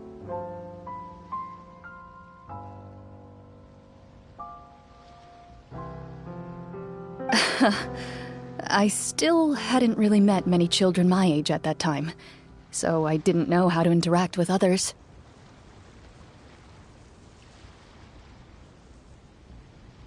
After that, though, you started coming over a lot. You loved challenging people to shooting competitions, remember? I don't think many members of the Spina ever beat you in one of those.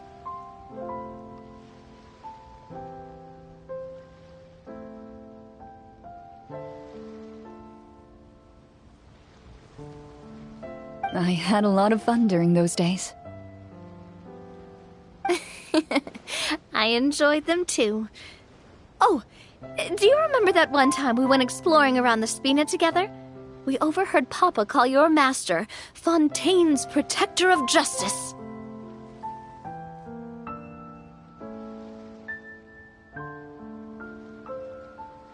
We tried to pretend like we never heard anything, but you nearly let it slip that one time.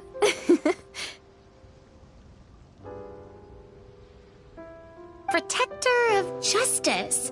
Oh, wait, you mean that vigilante hero from 20 years ago? The one who is always active at night? Yep, that would be her. She often would put on a black cloak and go out at night. I never knew where she went or what she was doing. Until, like Navia said, we overheard the truth from Mr. Callis that night.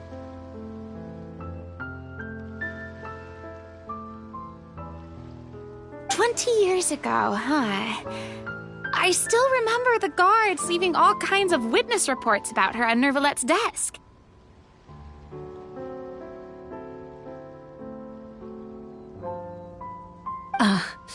My apologies. Oh, there's no need to apologize. You had nothing to do with it. And anyway, everything she did was for a good cause. Although, calling herself the Protector of Order was a bit much. Especially when she deliberately operated outside the law. Huh? When did the Protector of Justice become the Protector of Order? Oh, she had a bunch of code names. I heard she would just come up with a name on the spot whenever she was asked.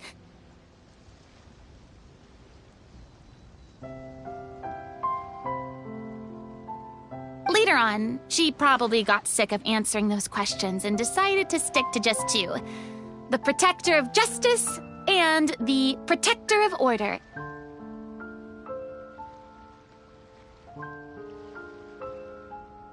That sounds like her, all right. I bet she forgot which of the two she'd use by the time she got back each night.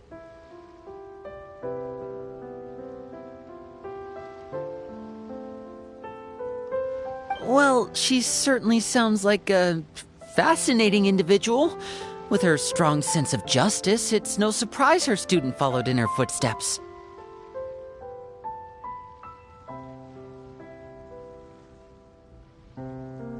It's true. I always wanted to become like her. Someone powerful, independent, and with a strong sense of conviction. But...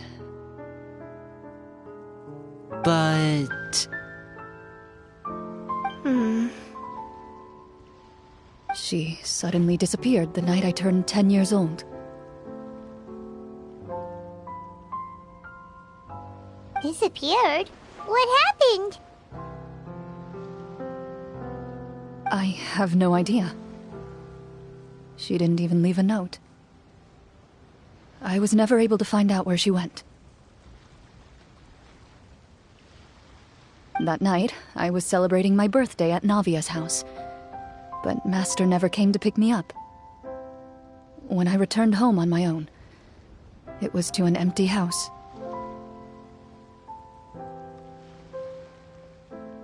When she still didn't appear after a few days, I went to Mr. Callis's house to ask about her whereabouts, but he only shook his head.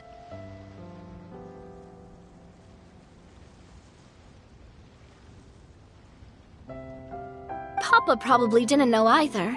I know he sent a few people to investigate the matter in secret, but they never found any credible leads.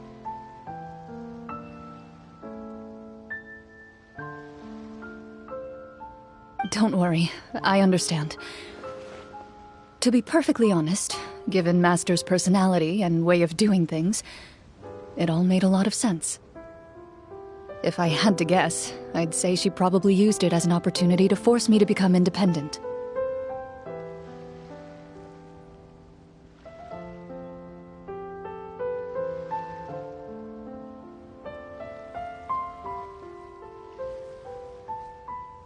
Just like how, when a litter of kittens reaches a certain age, the mother willingly leaves them behind.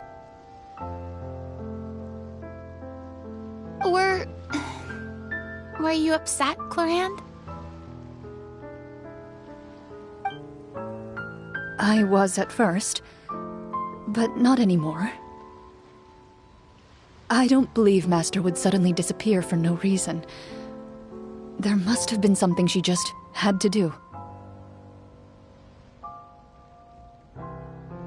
Well, despite everything, you still managed to follow in her footsteps and become the greatest champion duelist in all of Fontaine. You're practically a living symbol of law and justice.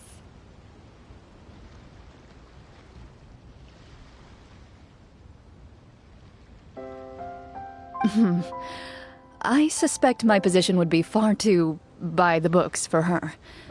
Master always did whatever she pleased. But you're right. I suppose I do take after her in some ways.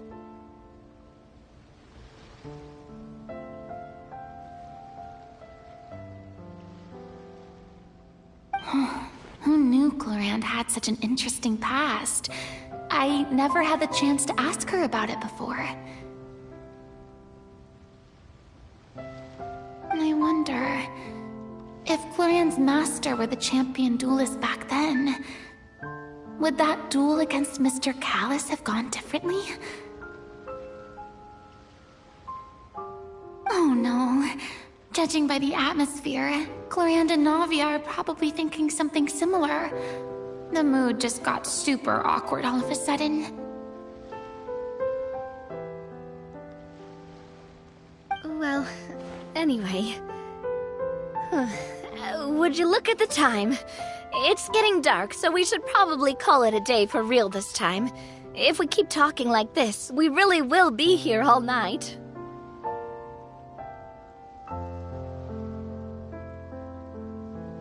I had a great time today, Miss Clorinde. Thank you for being our GM.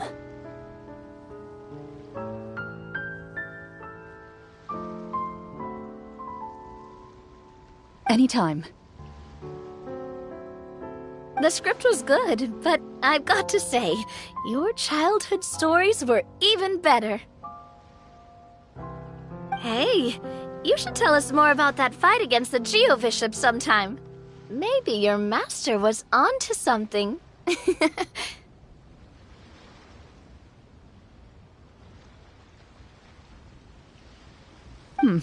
You could be right. What does she mean, onto something? I certainly don't know any 5-year-olds who want to fight a bishop in their spare time. Guess I'll head back as well. I need to save my energy if I want to continue enjoying the story tomorrow.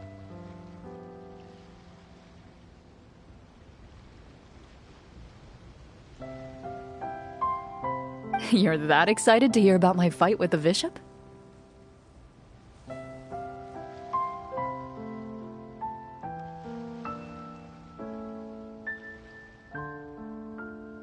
I was talking about the script.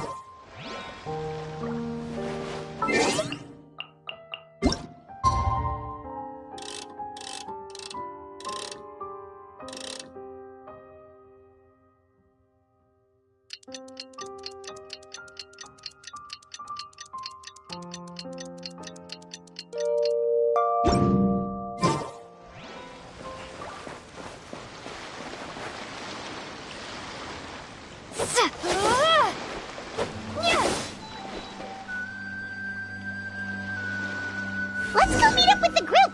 Paimon's really looking forward to today's story.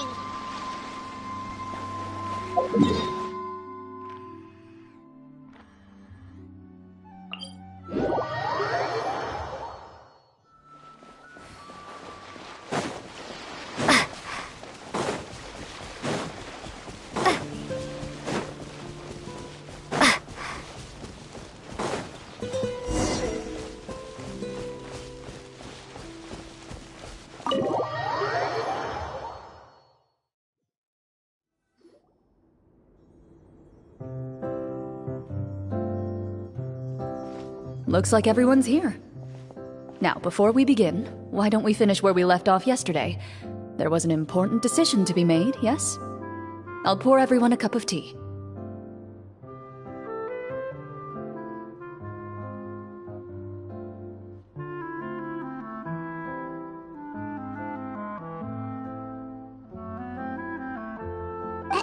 Is that really the most important part, though, Clorand?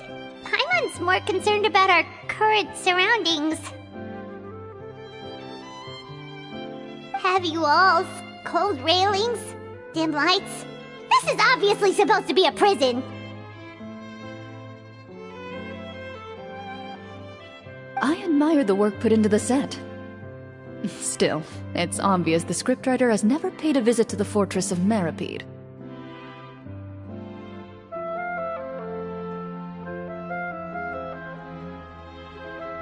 So this set is going to be a part of the script? Unfortunately, that is something I can neither confirm nor deny. Anyone think Clorand's smile is starting to look kinda scary? Well, whatever happens, we'll just have to push on. But first, we should really figure out what to do with this treasure.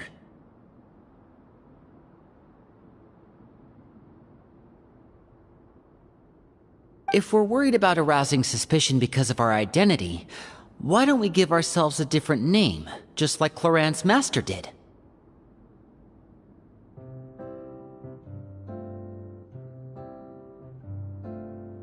Yeah, it might be better to keep a low profile.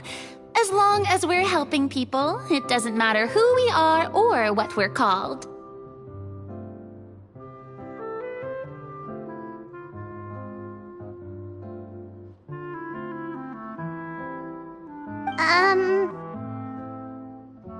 Staring at me won't get you anywhere. Or did you want some more tea?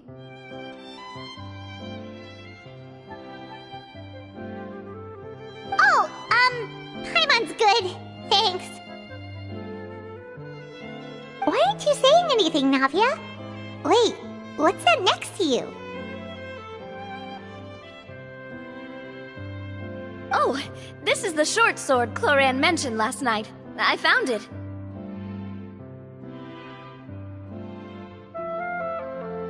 Huh. I'm surprised you managed to track it down after all this time. Well, I made sure to take good care of it, considering the circumstances in which you gave it to me. Of course I had to keep it safe. Anyway, where were we? Oh, right. I was just thinking about all the potential ways for us to break out of prison. We could dig a tunnel, or try to bribe the guards.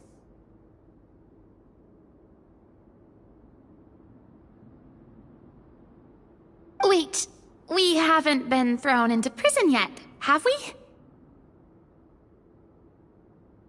Well, it's only a matter of time. It pays to be prepared. Just like how you should always have an umbrella on hand, even when it's sunny.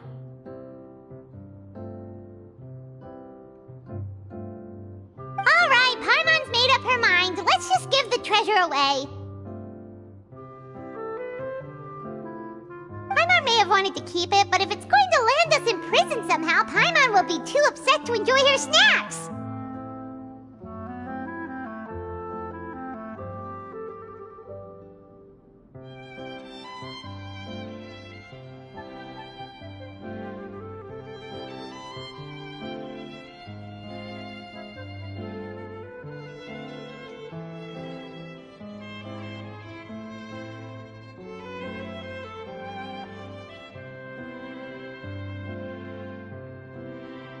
So, you've reached an agreement?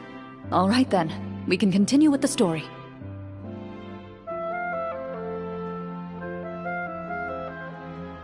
Oh, and we'll collect all the scattered pieces of treasure on the ground as well. All right. You collect the treasure and make your way back to the capital with your bag of loot in hand.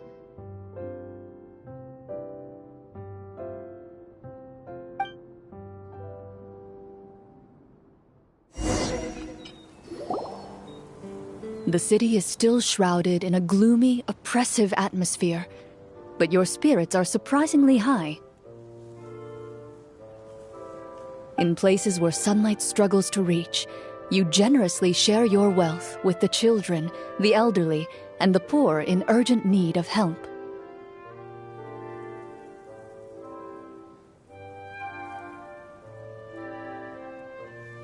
Thank you, kind soul.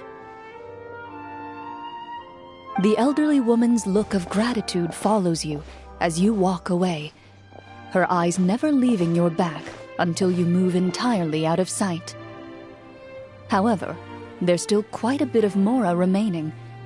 It appears you haven't made much progress.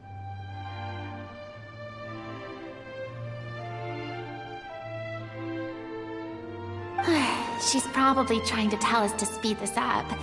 We need to hurry up so we can address the sorcerer problem.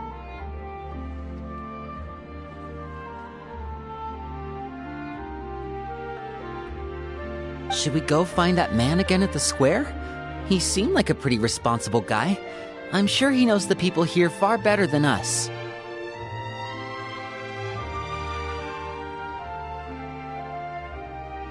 Oh, good idea! Just as you start to make way to the square, intent on finding the man again, there's a voice.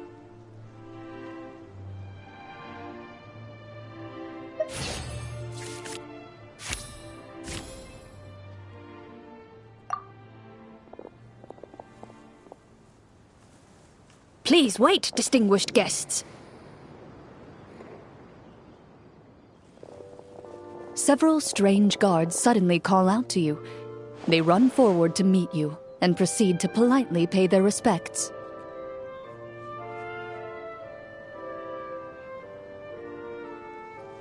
Greetings, gentlemen. Are we being invited for afternoon tea? Surely you jest, my lady. That would not be our place. It is His Excellency the King who requests to meet with you. Please come with us.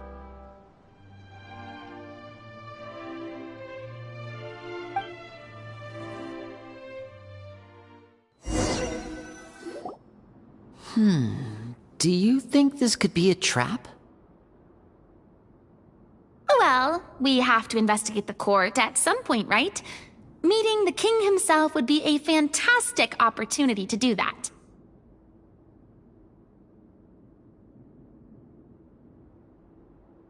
I say we go for it. If something happens, we'll just turn the whole place upside down.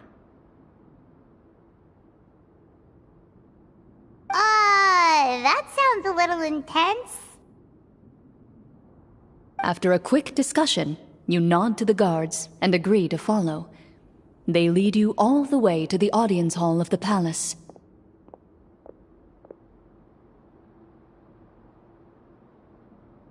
Gilded tables line both sides of the hall.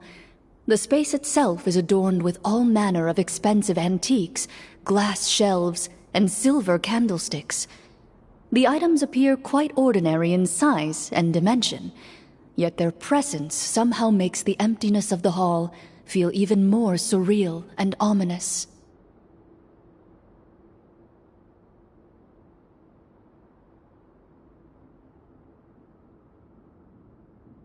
Wow, it's so luxurious! The elderly king, clad in a magnificent robe, sits upon the deep crimson throne before you.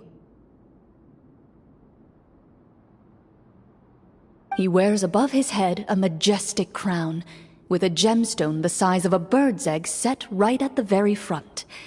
As you observe it, you see a complex pattern of light reflect off its surface.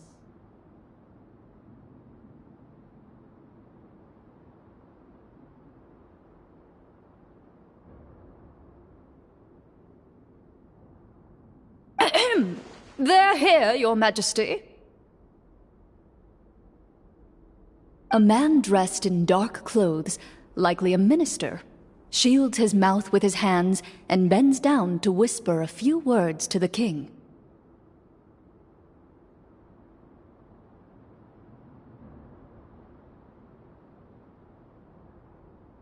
After a moment, he lowers his hands and stands back up. His gaze shifts to fixate on your group, but he does not move from his place at the king's side.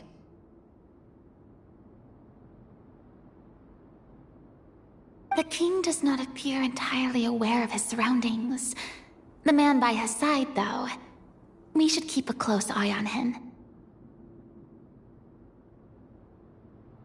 The king remains still and says nothing. The minister is the one who speaks. Esteemed guests, allow me to thank you for coming to our faraway kingdom. Unfortunately, His Majesty the King finds himself quite exhausted from work. So please allow me, his Prime Minister, to welcome you in his stead.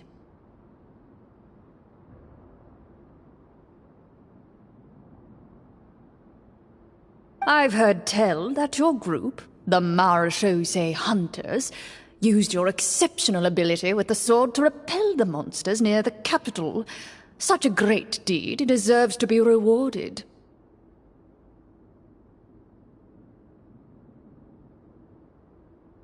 However, seeing that I was not fortunate enough to observe such a feat with my own eyes, you'll forgive me for seeking to verify the truth by speaking to you myself.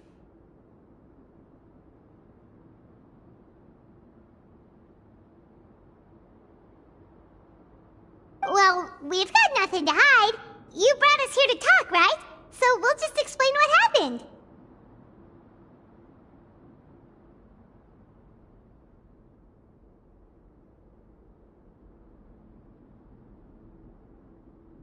The golem's blades were so powerful, they could cut down trees in a single swipe! It took a lot of effort to defeat them, even for trained swordsmen like us.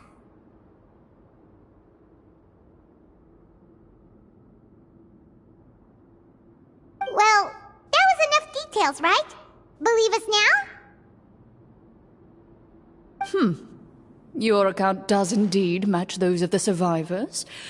Since you were the ones who defeated the monsters, that must mean you are also in possession of the treasure they stole?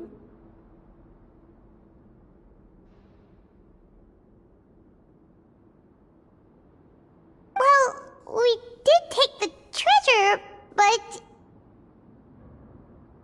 How did he know about the treasure?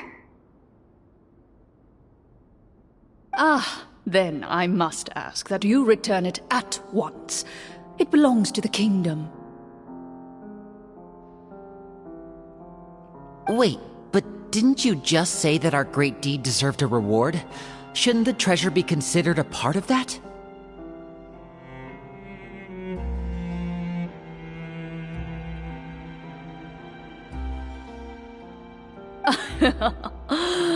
Yes, that was indeed what I said.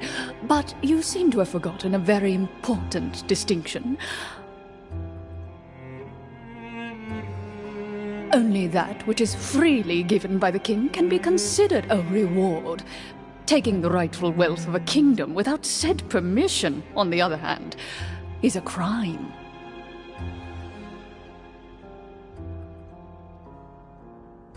But that's completely unreasonable! Yeah, that makes no sense! If it weren't for us, the treasure would still be buried underground somewhere! Maybe so, yet the fact remains. You tried to dispose of the treasure without reporting it to the court and without receiving permission, yes?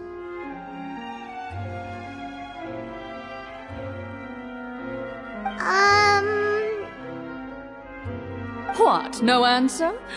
Surely you're not insinuating that you, a group of legendary Marechaussee hunters, sought to take the treasure for yourselves?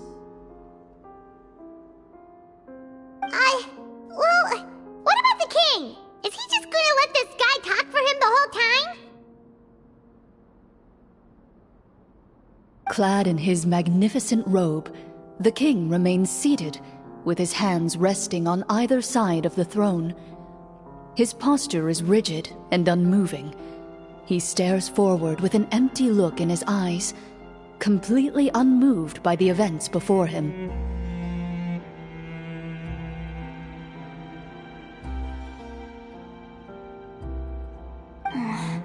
from the look of things. Could the Prime Minister be the evil sorcerer? Or could both the King and the Prime Minister have fallen under the evil sorcerer's control?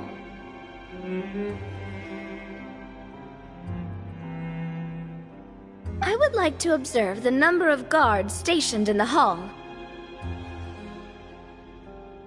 The guards in the palace appear fully armed, their expressions solemn. Sensing the tense atmosphere in the room, they stand at the ready, each with a hand placed upon the hilt of their sword, as if prepared to draw their weapons and surround you at a moment's notice.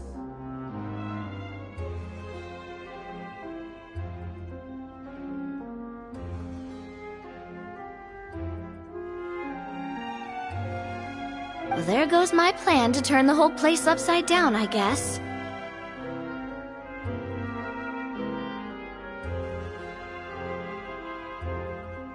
It appears we've been visited by nothing more than a group of ill-intentioned imposters. What a pity. Guards, take them away and throw them in the dungeons.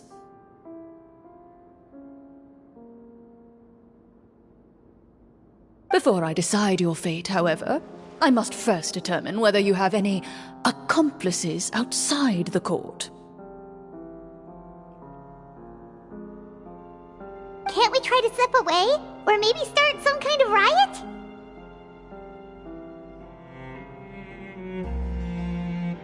But if we try to fight the guards right now... Don't worry. At least we figured out who's behind all this. Let's just play it by ear. If you're scared, Paimon, just hold my hand.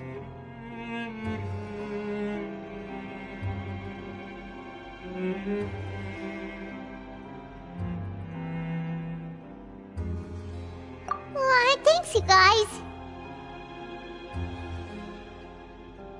You allow yourself to be led away by guards surrounding you on both sides. It's only when you begin to feel drops of water falling from the dungeon ceiling and smell the stench of death and decay all around you that you finally realize you've stepped into a completely different world.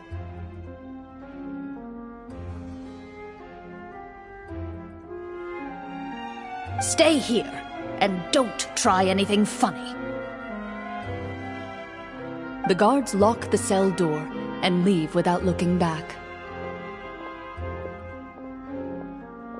Wait, sir!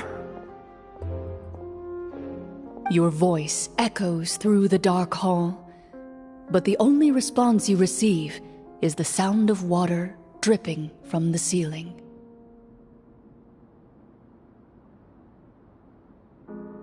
No! What should we do now? Carve out a new path of fate with our own two hands, of course. I draw my weapon.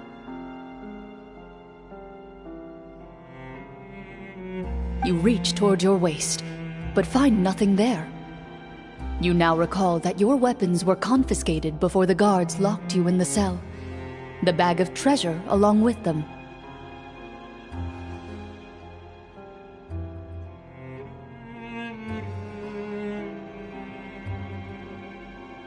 What about that knife I hid in my boot?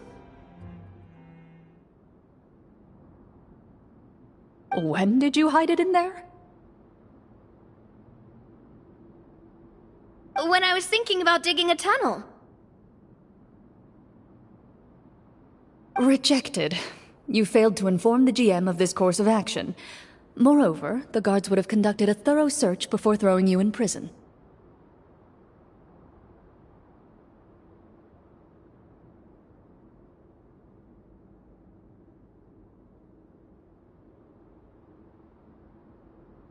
And the keys to the cell aren't anywhere to be seen?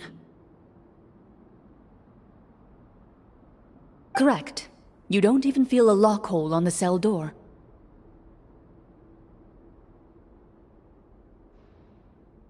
Oh, well, there goes all our plans. Indeed. Huh? Why are you the one saying indeed? Because that statement holds true for me as well. This is where the script ends.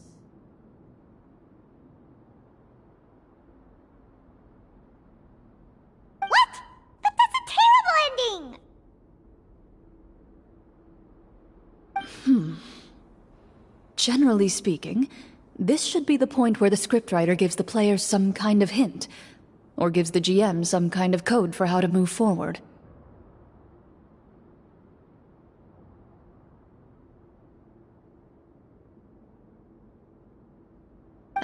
I mean, maybe they just really wanted us to be immersed in the feeling of being in prison? Like, they'll only show us the way out once we've grown truly and utterly desperate?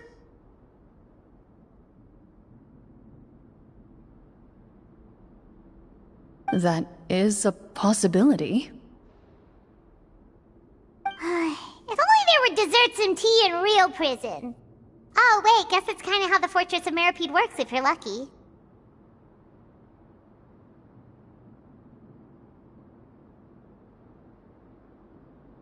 Oh, before I forget, Navia, the short sword you had with you earlier. I took a closer look, and the craftsmanship doesn't appear to resemble anything from this era. If I remember correctly, that style was last in vogue several hundred years ago. Wait, Cloran said that sword used to belong to her master, right? Does that mean her master has been alive that long? I doubt it. The way she went about things often made her seem childish more than anything. I'd say the sword was most likely an heirloom passed down over time.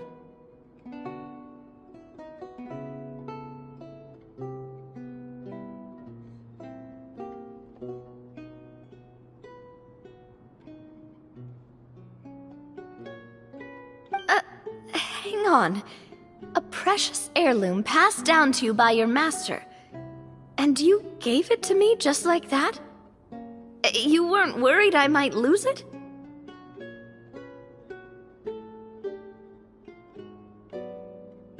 Master left many things to me when she disappeared. There was the sword, an old key, and a good amount of junk she probably just didn't want to take with her.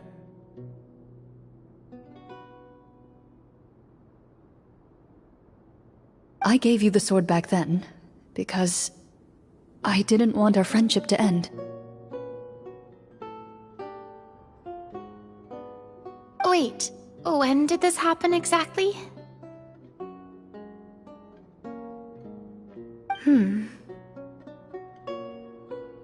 After the duel between Mr. Callis and myself.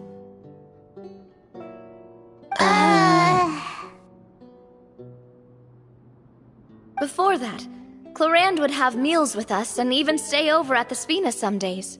She was on great terms with Papa as well.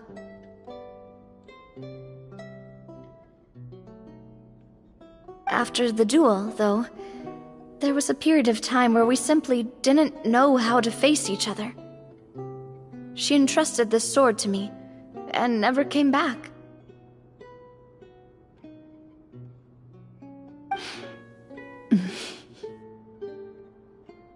We were both sad, and conflicted, and totally overthinking everything as a result.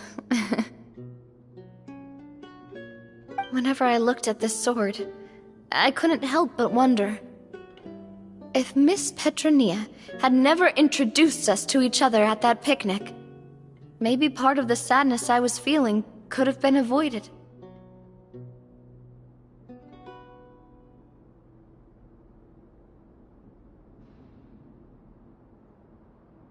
Back then, it felt like I hadn't just lost a father, but a close friend as well. No one can change the past. The most important thing is that you two found your way back to each other and can enjoy things like this together.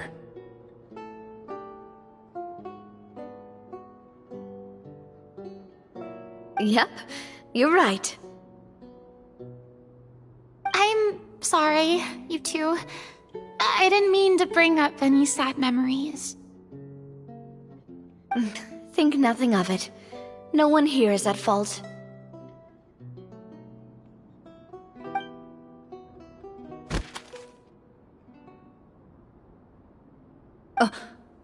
Huh?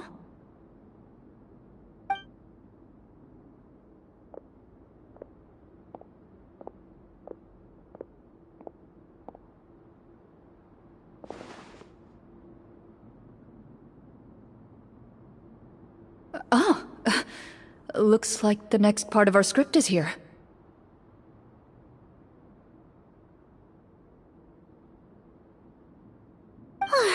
Perfect timing. The situation was really starting to get desperate. And not just because of the prison thing.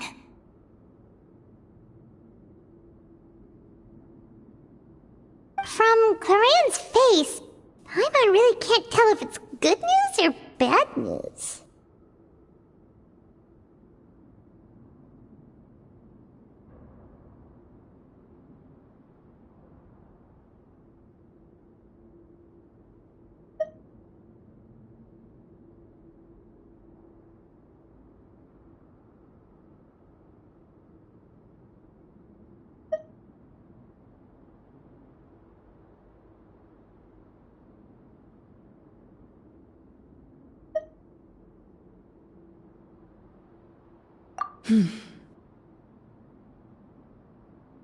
Water continues to drip from the ceiling. In this lightless dungeon, you lack a reliable way to tell how much time has passed.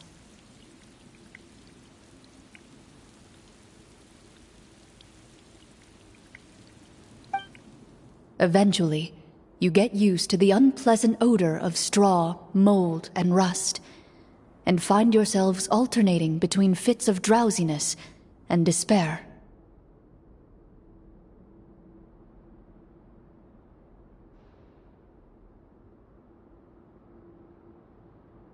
Suddenly, you hear footsteps outside the door. Heads up, everyone. Someone's coming. Gather close, everyone, and keep your voice down.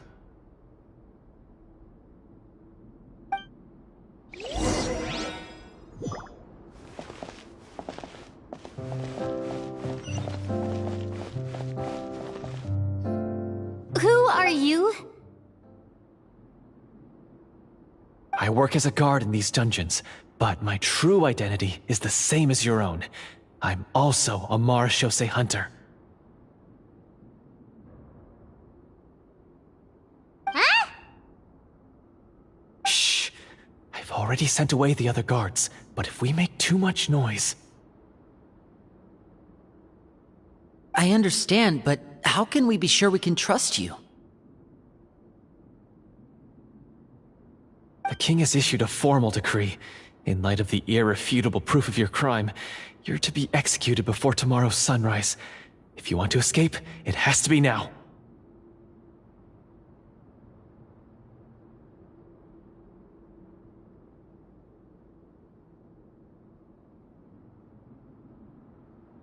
Executed? We barely did anything! Monsters appearing at the same location as the treasure. Could this entire thing have been a trap? There will be time for speculation once we're out of here. As for my identity, I have no way to prove that to you just yet.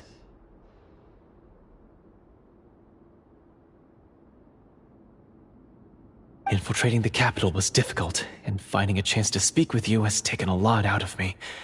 I could go on, but I think we can all agree that now is not the time for details.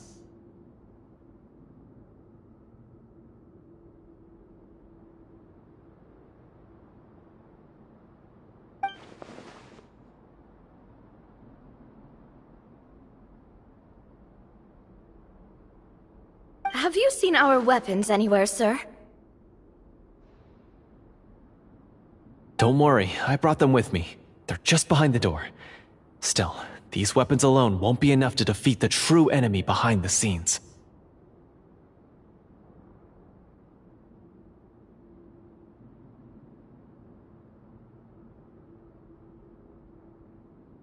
His faction is too powerful. The guards are all under his control, and he's even stationed a number of golems in various rooms throughout the palace.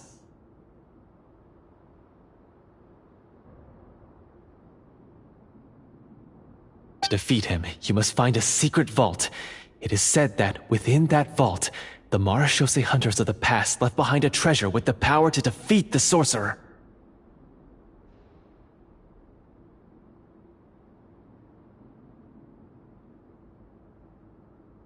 You're not coming with us? No, I'll remain in the dungeons to deal with the guards. I'll try my best to distract them so they don't go after you.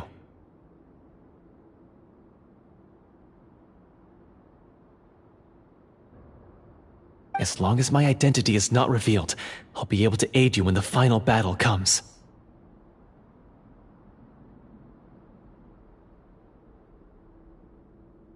In that case, please stay safe. Thank you for your concern. I will do my utmost.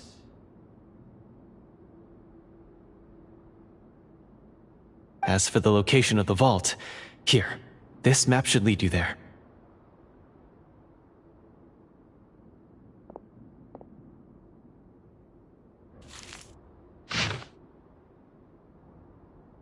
Got it. All right, once I open the door, remember to stick close and refrain from making any noise. I'll lead you out of here as quickly as possible.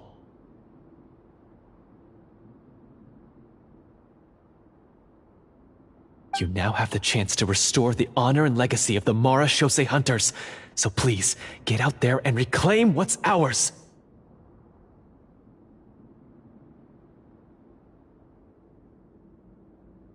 And be sure to exercise caution. With the help of the guard, you successfully escape the dungeons. Your sense of despair and anxiety both seem to fade as you continue your quest.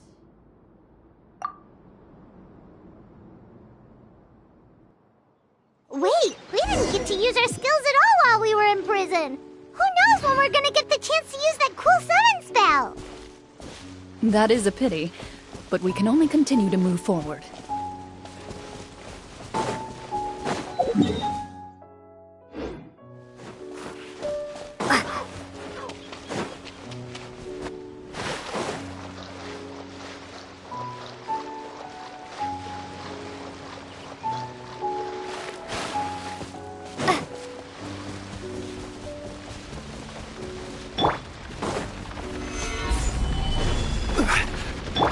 No escape!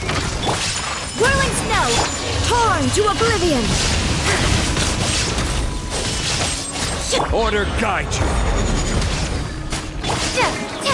Water jet!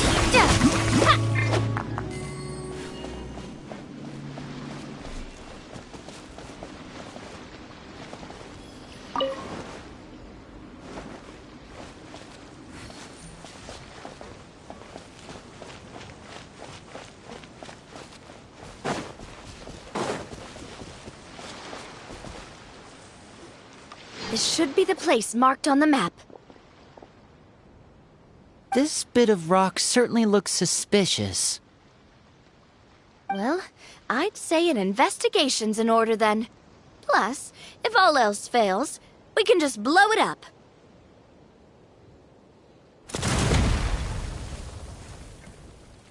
Wow, you really meant that! Before you lies a serene stretch of open water, its surface shimmering a brilliant shade of sapphire blue. Well, guess this means it's time for a swim!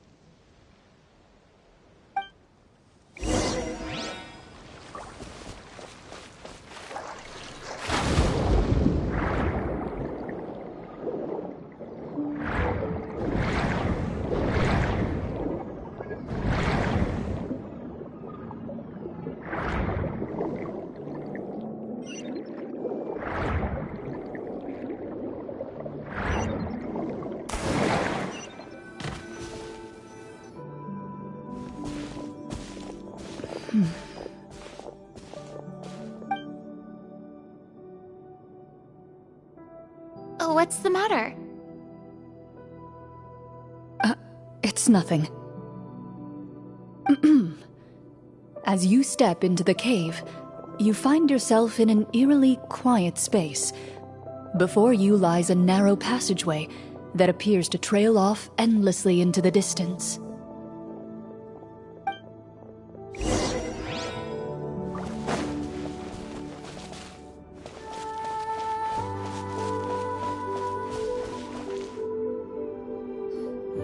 Wow, this must be where the treasure is hidden. But this door is blocking our way in. It almost looks like it's been here for quite some time. I've got to hand it to the tabletop troupe. They really went all out with the props.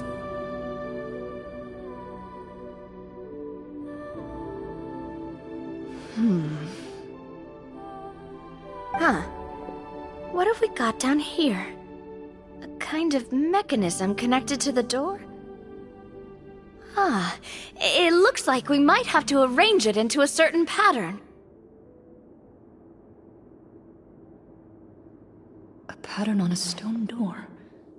That's something Master mentioned before. Is something wrong, Clarant?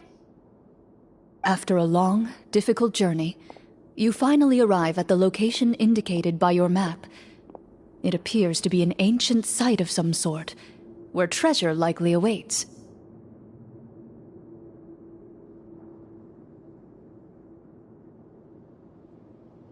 Your surroundings are exceedingly quiet and serene, as if the secret that slumbers here has never once been disturbed.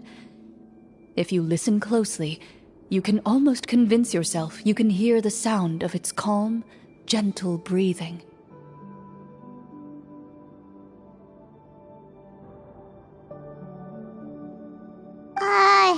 That description makes Paimon feel kinda bad for disturbing this place. We're doing this for the sake of the people, to free them from the evil sorcerer. I say it's time for this treasure to once again see the light of day.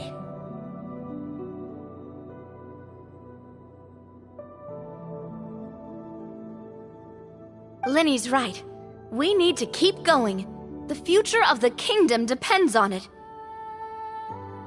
The next part of the story requires us to solve the puzzle, right? Let's start exploring the area. Yes, that should be fine. Something feels off about all this. Guess I'll just have to improvise.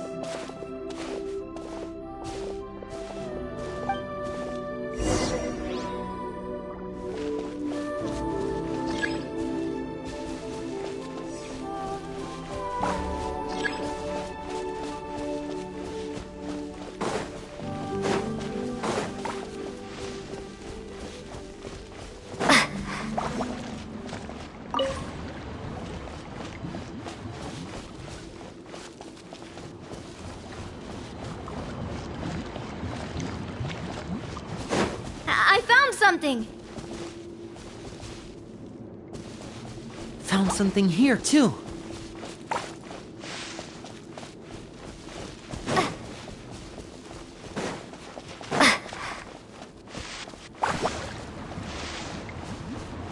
Same here.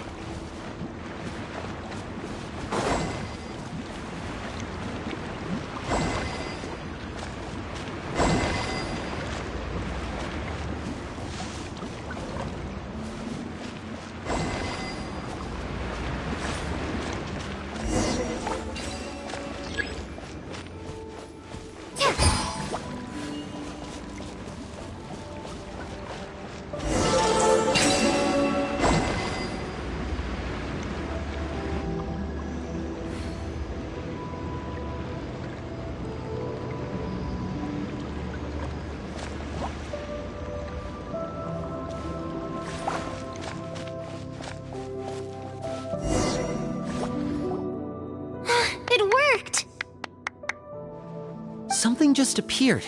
Some kind of new mechanism, maybe? By solving the puzzles, you prove yourselves worthy of inheriting the secrets of the past. At the end of each puzzle, you're rewarded with... With? a key.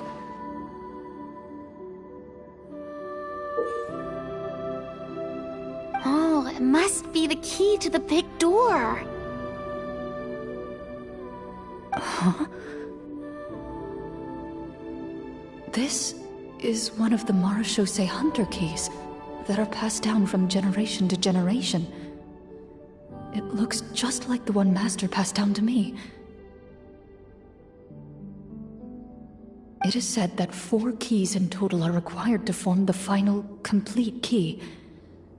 And it seems like we just collected 3 of them. That must mean...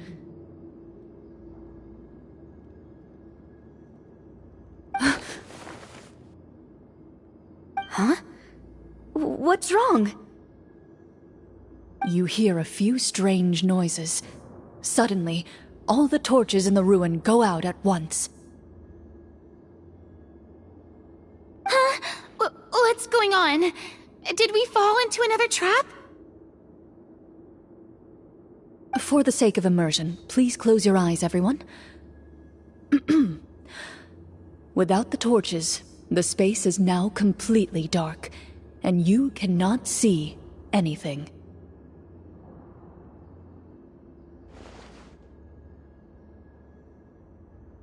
But Paimon can still see a little bit over here.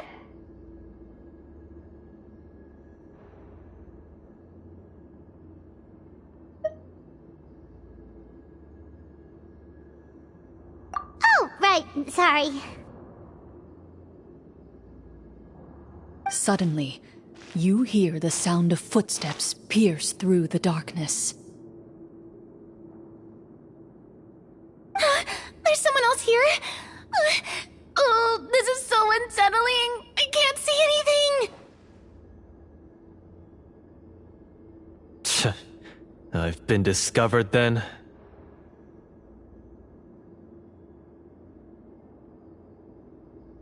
Wait, that voice, it's... You recognize the voice as belonging to the guard who led you to this place. It appears he now covets the treasure for himself, and has come to stake his claim.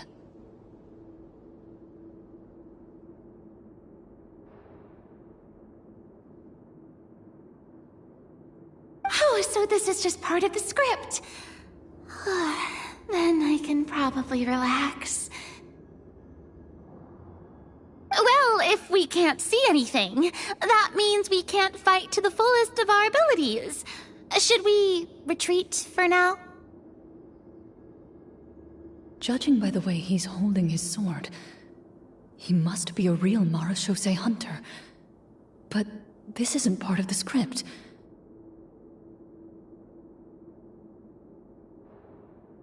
Retreat? That's not the hunter way.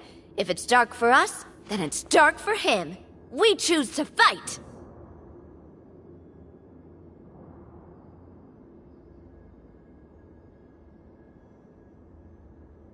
Your choice is noted. Please keep your eyes closed until I tell you the torches have been relit. This battle will be in the dark.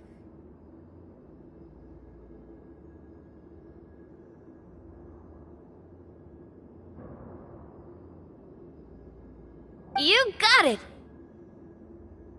Well then, let us begin.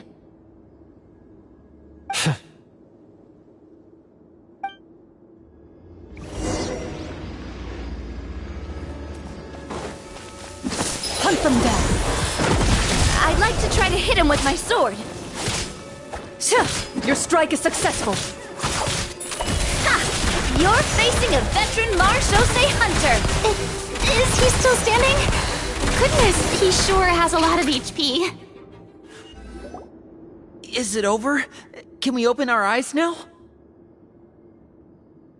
The enemy is strong and relentless, but the battle is nearing its end. The torches have not been relit.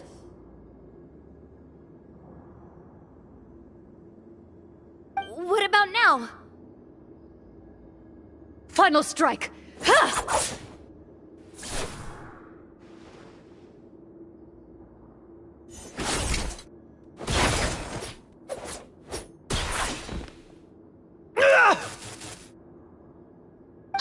Did we get him?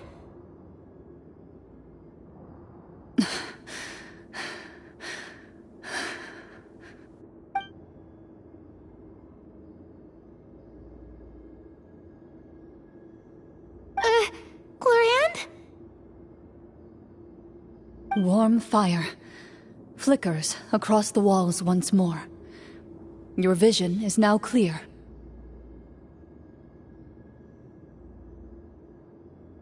In an impressive display of courage, the four of you successfully defeat the uninvited guest.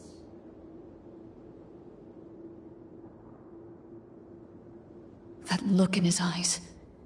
It's like he became an entirely different person as soon as I defeated him.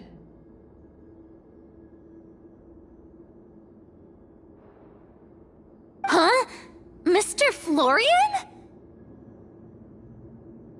Oh, wait. We're supposed to be role-playing.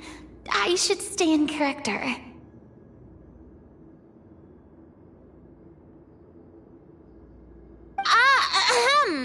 Speak your name, guard.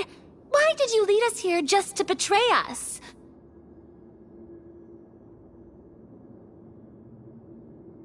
Is this treasure really more important to you than bringing peace to the kingdom? What kingdom? What peace? Those were nothing but lies!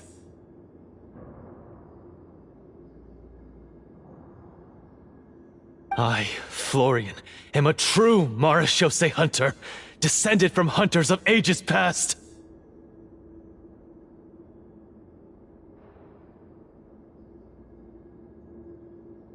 So he's also using his real name.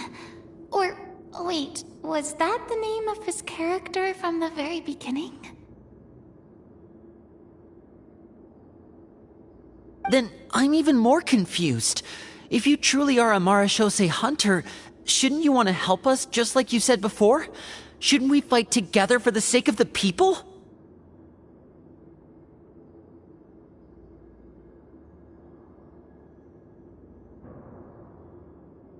What do you know? In this day and age, there's no glory to be had as a Marechaussee hunter.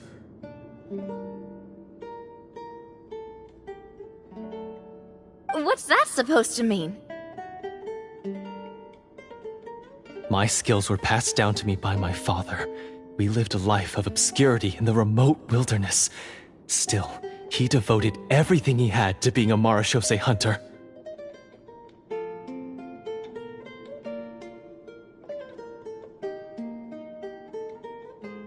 And what did he get in return? A life of poverty and pain. In a world that forgot all about him. When he died, not a single person came to mourn his passing.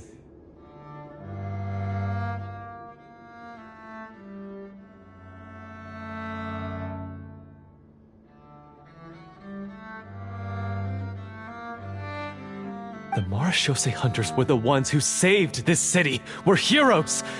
We deserved more recognition and respect than this.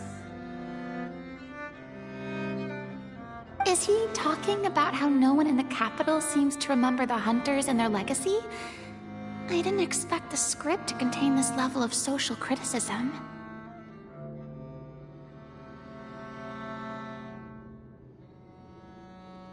So that's why you want to take the treasure for yourself? You feel like you're owed fame and wealth? If you already knew where the treasure was located, why didn't you just come down here and take it?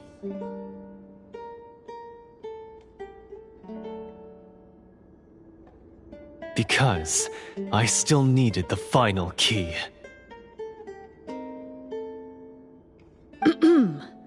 Only a true Marechaussee hunter is capable of passing through this final door. As someone who sought to hurt others for his own gain, Florian lost that right long ago. Okay, but what is this treasure anyway? We've got all the keys, right? So can we just go in and take a look?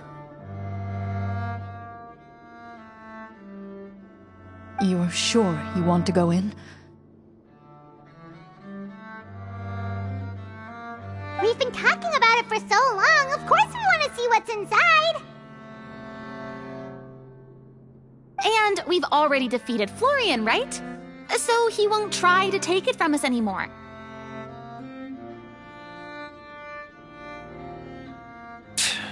Pesky brats.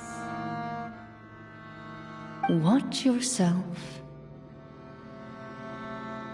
Then let's open the door together.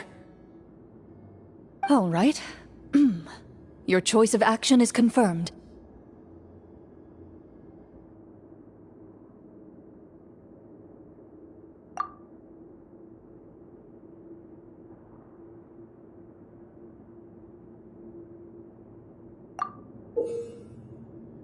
Before you, the door to the treasure, sealed and undisturbed for more than 100 years, finally swings open.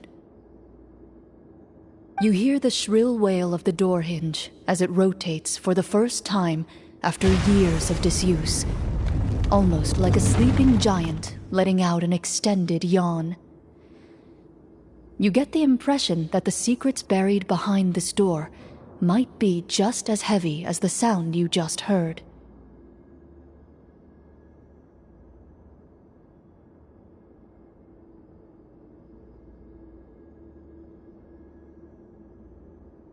It's open! Come on, let's go in! Paimon wants to see what's inside! Ooh, me too!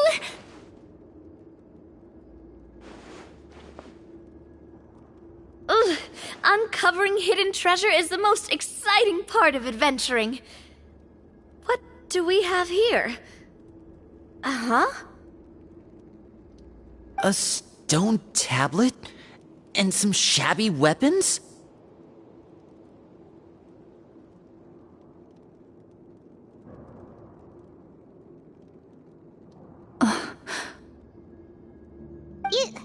You call this a treasure vault? Looks more like an abandoned warehouse!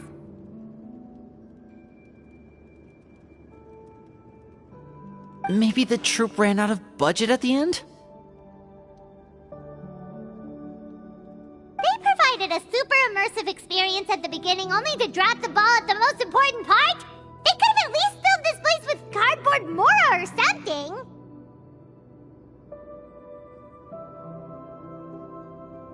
Wait, I get it now. Paimon, this is the real Marashose Hunter treasure. Huh? This is it? The Marashose Hunter treasure is just a stone slab and some broken swords? I can't believe it. I refuse to believe it!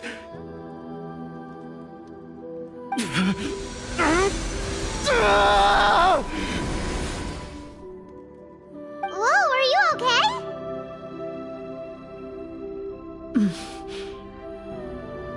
The Marashose hunter before you appears to suffer a serious mental breakdown.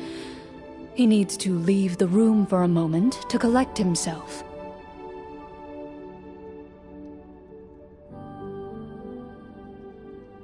One of you seems to understand the significance of the treasure already. If the rest of you wish to follow suit, you may remain here in the meantime and explore your surroundings.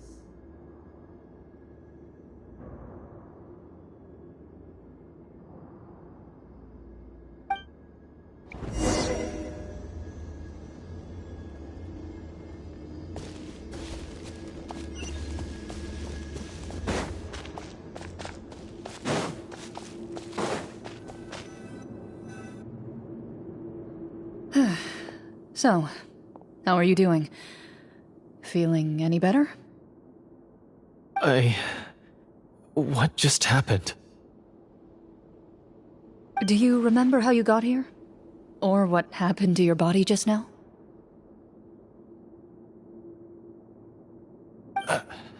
I remember now.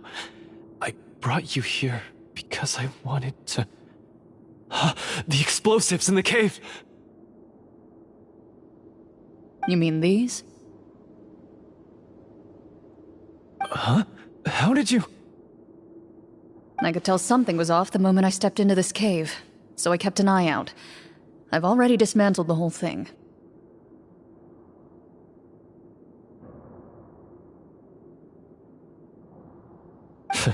So the strongest champion duelist in all of Fontaine saved the day once again. Guess I shouldn't be surprised. It would seem your skills as a Marechaussee hunter are as sharp as ever.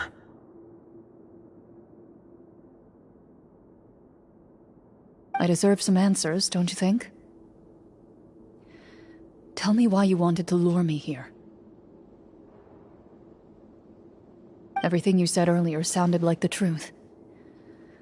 Luckily, your monologue was dramatic enough to convince my friends you were just role-playing.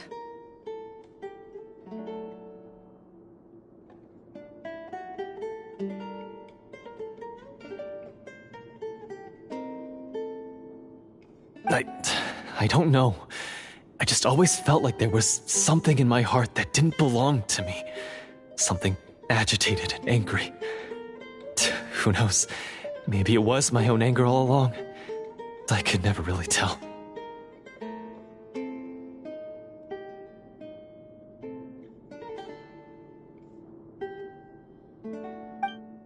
The feelings about my father and the other Marechaussee hunters are real. It just wasn't fair. I was angry, bitter that no one remembered them or praised their accomplishments.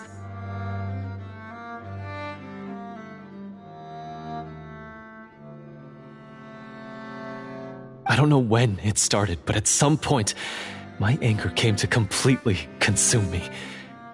At that point, I remembered the legend my father used to tell me. The one about the treasure.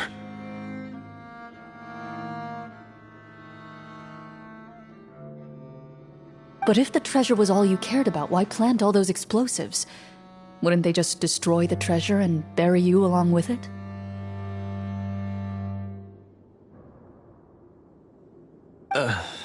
I can't remember.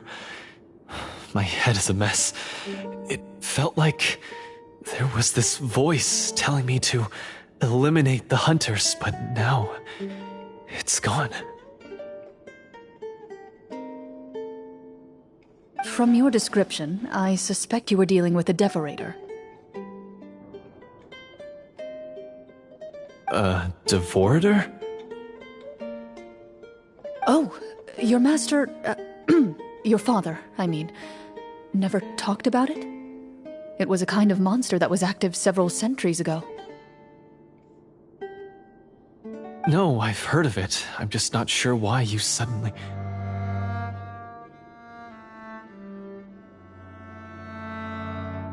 Wait, it can't be. The seal! The seal? My family has served as Marechaussee hunters for many generations. But the title and swordsmanship weren't the only things passed down over our line. There was a seal as well. My father instructed me to always watch over that seal and maintain it regularly. He said it had been passed down over a truly ancient age, and protecting it was our clan's most important duty.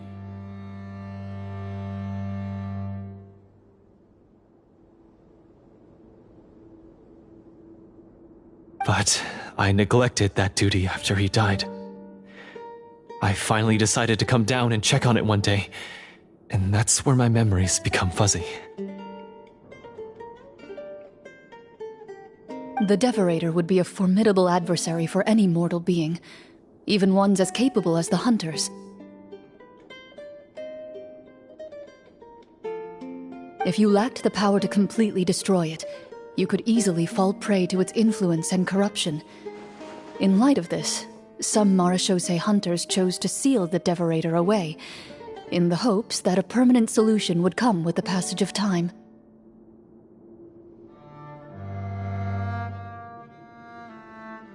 I heard it has the power to amplify the obsessions and desires in people's hearts, to the point where they overtake you entirely.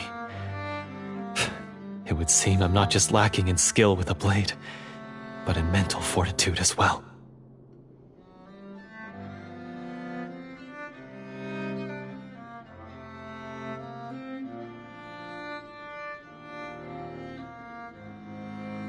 And yet, you were able to retrieve 3 of the 4 keys. If I remember correctly, each was entrusted to a respected and capable hunter. How did you manage it? One of them belonged to my father. The second I stole from a different hunter. And the third was one that I snatched while the person was on the way home from the tavern. I nearly died in that alley.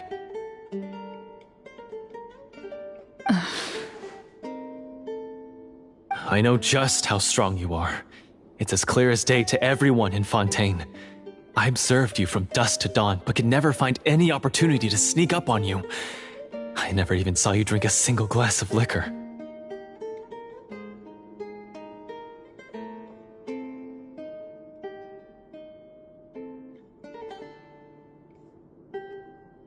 The only way I could think to obtain that last key was to lure you here using your hobby, and then...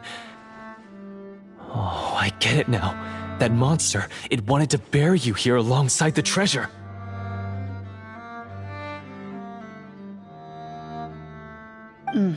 I won't comment on anything else, but the script was good.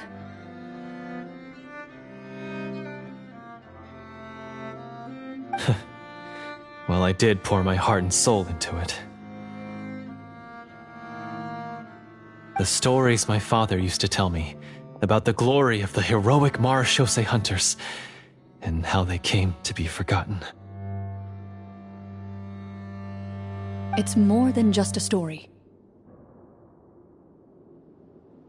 Huh? You're proud to be a hunter. You're still holding onto that part of yourself, no matter how small.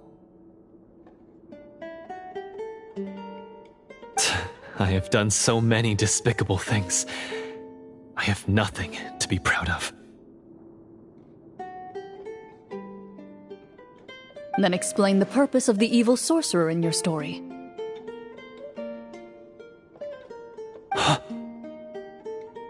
Isn't he the true antagonist? The one who sought nothing but his own gain, and used the people as pawns to attain it?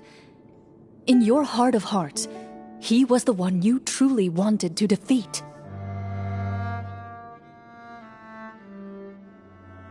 But I've already tainted my sword. I no longer have any right to... Wake up, Florian. Remember how you introduced yourself earlier. Do you really think the hunters acted out of a desire for honor and glory? Or to be loved and acknowledged by the people? What did your father teach you about our order?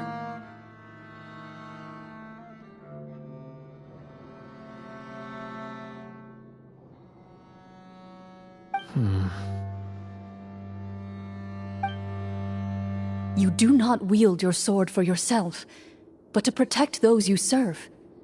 There's nothing special about a blade. It's the intentions of the wielder that matter above all else.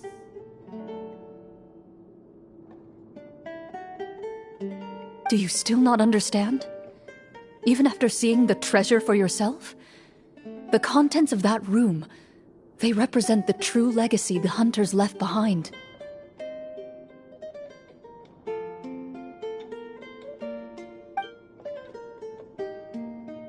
You're right. I am a Marechaussee hunter. It's time for me to redeem, no, to finally serve the people I vowed to protect all along. I wouldn't be so quick to push aside the need for redemption.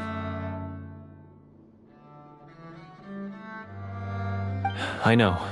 That's a charge I won't bother to defend myself against. Good. Then, come with me, and help me see the script through to the end.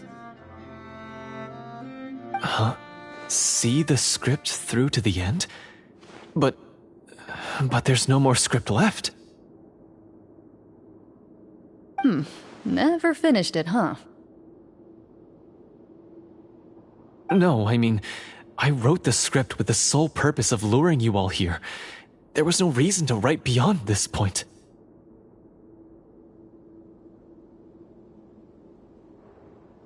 Then we'll just have to keep writing it. The evil sorcerer still needs to be defeated. You mean the Devorator? Are you saying I have to make up the rest of the script as we go along? Is that really so hard? You've already written most of it. Surely you can write an ending where the hunters win and justice prevails. I'll be there to help you too.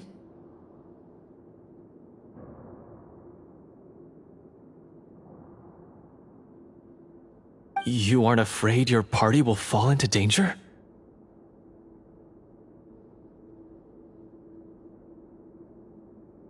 I know what my friends are capable of, and they're all quite skilled. Besides, I need their help.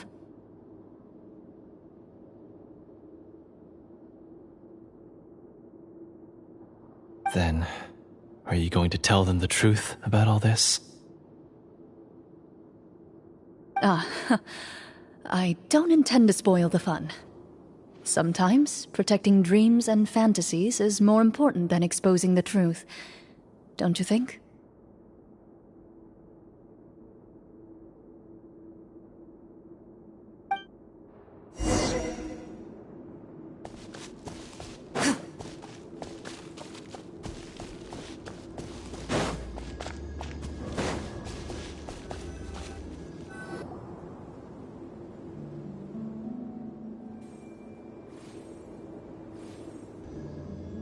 They're back! That took a while. Ahem!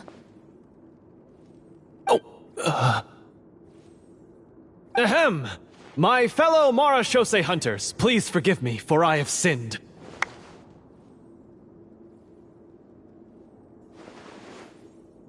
Tone it down. Sorry. After crossing swords with you and witnessing your courage in battle, I've rediscovered my true self and regained my pride as a Marashose hunter.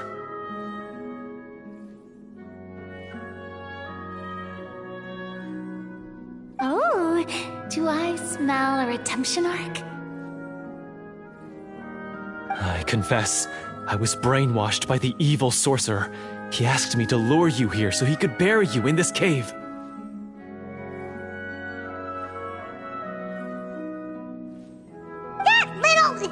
Wait, you're saying all of that wasn't you, but the evil sorcerer? That's right. He's adept at manipulating the hearts and minds of the people. I fell under his influence because I did not possess a strong enough sense of will. And how are you going to prove that you're a changed man? We're not going to fall for the same trap twice.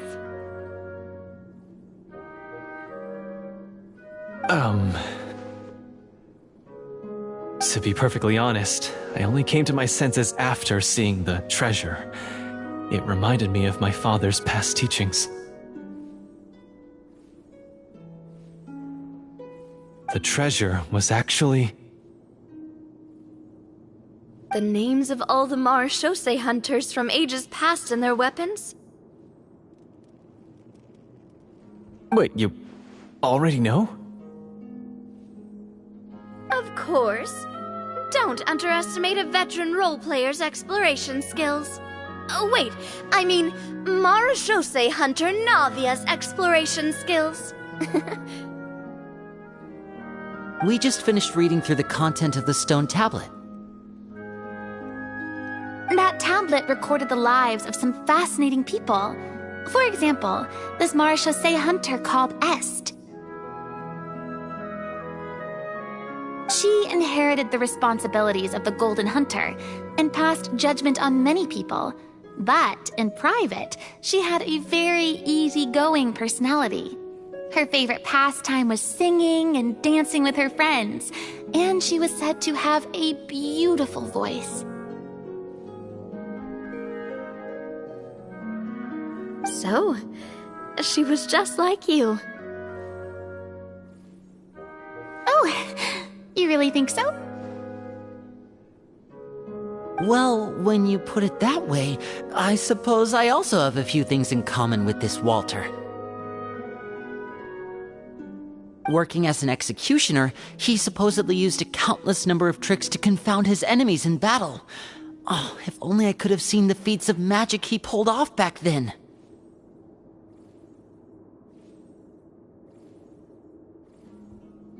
Their lives were all so exciting. You could write so many cool books about their accomplishments. How could they have all been forgotten? Because they chose to be. To hunt monsters that only appear in the shadows, you must also operate in the dark. To be a Marechaussee hunter is to willingly give up on wealth and fame. Then this stone tablet must have been left behind by their companions. That's right. Few Marechaussee hunters ever revealed their identity to the public. They always protected the city from the shadows.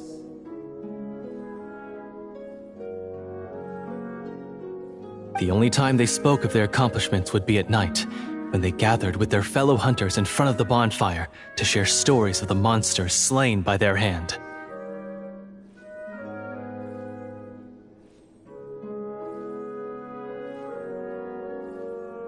So, this tablet was created not so that the hunters would be remembered by the people, but so that they would be remembered by each other. No wonder this place was so well hidden. You regard the stone tablet in solemn silence. The names of your comrades etched onto its surface serve as a reminder that you are never truly alone. The tablet proves that, although a hunter walks a shrouded path, it is not a solitary one. There will always be those who walk beside you, a fact that remains as true today as in ages long past. Their legacies shall continue to be passed down from generation to generation, as everlasting as the stone onto which their names are carved. Father, you once told me that I should seek out the treasure if I ever became lost. So this is what you wanted me to find.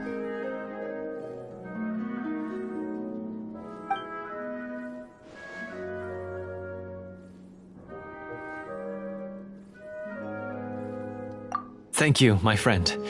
You are very kind.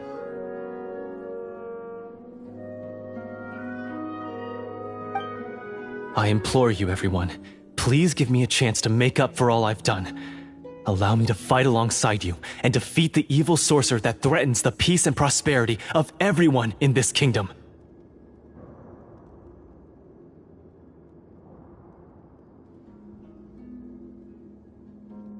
Well, I say we let you join. Sounds good to me too. Everyone makes mistakes. What matters is what you do to make up for them.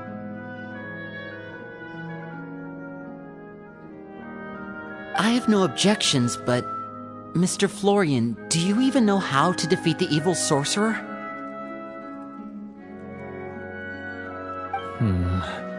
When he took over my mind, I gained some insight into his thoughts.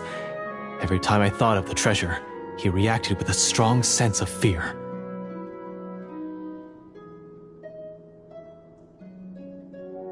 Huh? He's afraid of the treasure?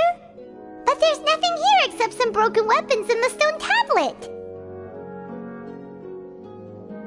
What if the secret's hidden inside these weapons?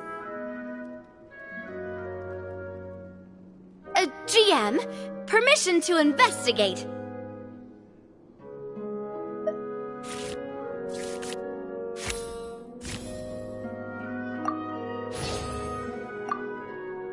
At first glance, the weapons appear absolutely ordinary. But as you observe them, you notice a faint energy emanating from within. These blades have slain countless monsters. Though it's been a long time since they were used in battle, their edges remain sharp, as if they're simply waiting for the next worthy hunter to carry on their legacy.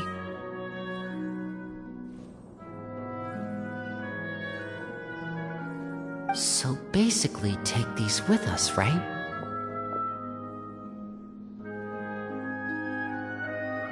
I'll take this weapon, since it used to belong to Est. Maybe it'll find comfort in being held by someone who appreciates the arts.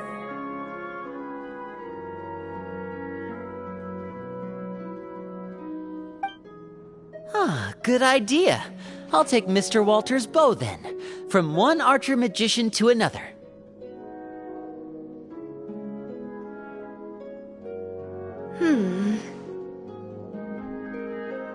Paimon's gonna pick a cool weapon too!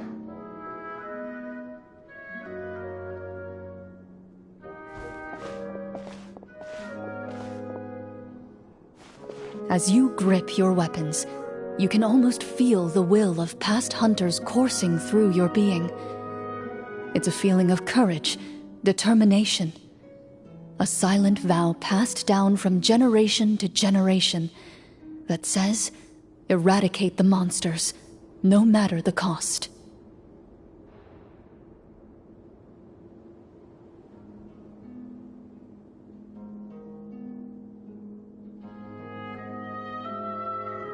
Mr. Florian, do you know where to find the evil sorcerer?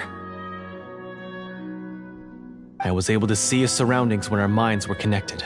I believe he's currently hiding out at the church in the kingdom.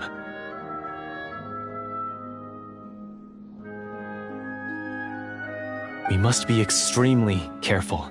He's spent so long living among monsters that he's now taken the form of one. He will not be easily defeated.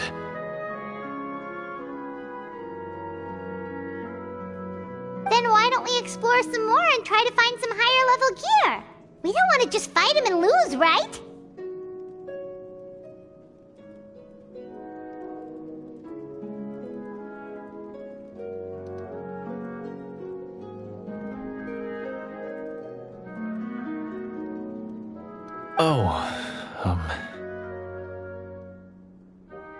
No, we have to strike now. He was greatly weakened when I managed to break out of his control. If we let him rest, he might have time to escape.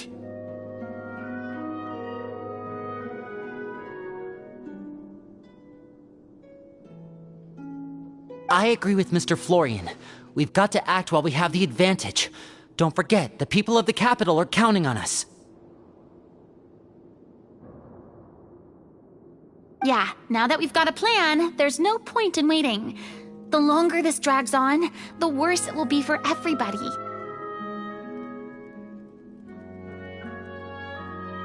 Yes, that's what's called...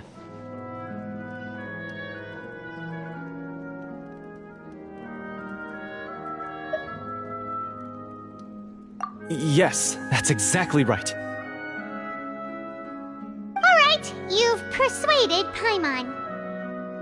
Mr. Florian, please lead the way. Of course. Follow me. He had to set up so many scenes today, and now he has to join in for this last part. I really don't envy his job. Finally, you decide to evil sorcerer and bring peace back to the kingdom once and for all. As you walk away, you feel the gaze of the stone tablet at your back, as if all the hunters of the past are wishing you success in the battle ahead and awaiting your triumphant return.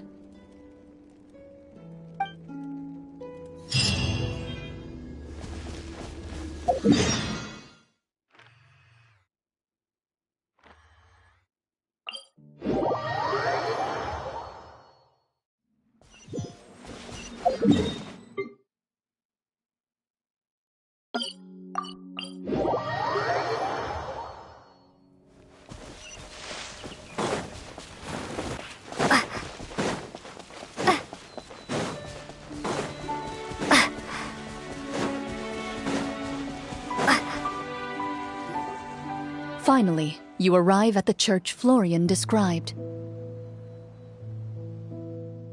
As you approach, an ominous aura surrounds you. You get the sense that your enemy is close at hand. How strange. This uneasy feeling seems so real. How did they manage that? Now, it is time for the final battle. Let's go!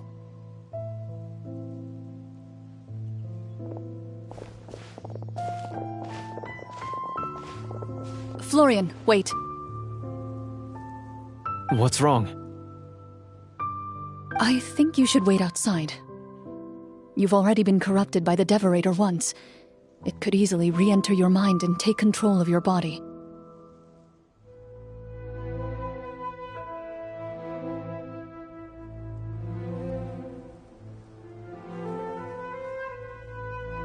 I don't think it's a good idea for you to be this close. If it corrupts you again, it's possible you might take on a new form entirely.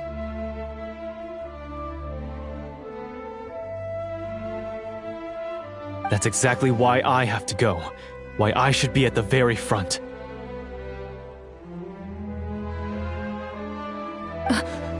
You mean...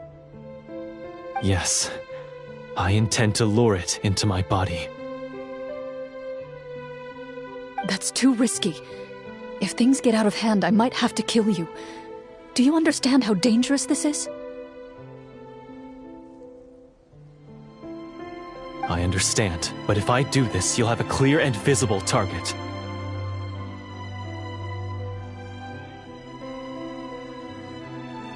The Devorator will have a hard time passing up a chance to enter a body it knows how to control. You won't have to worry about any of your friends being taken over.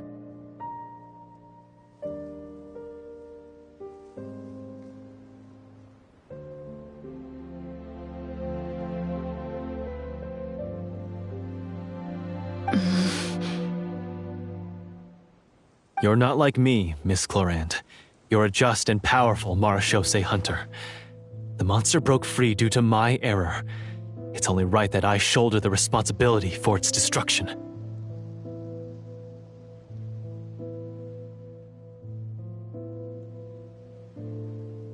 This is something that I have to do. Consider it a duel to restore my honor. My only request is that you give it your all.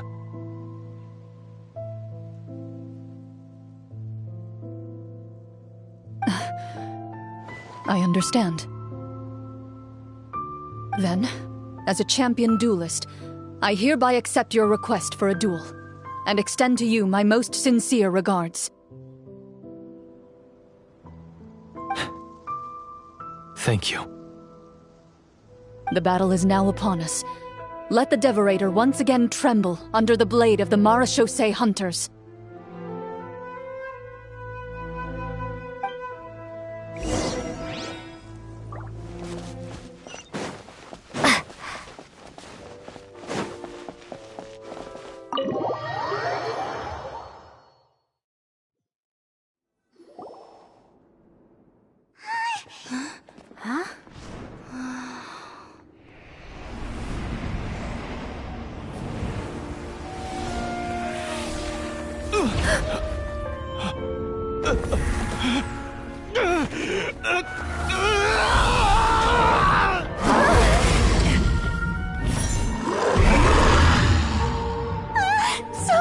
So lifelike!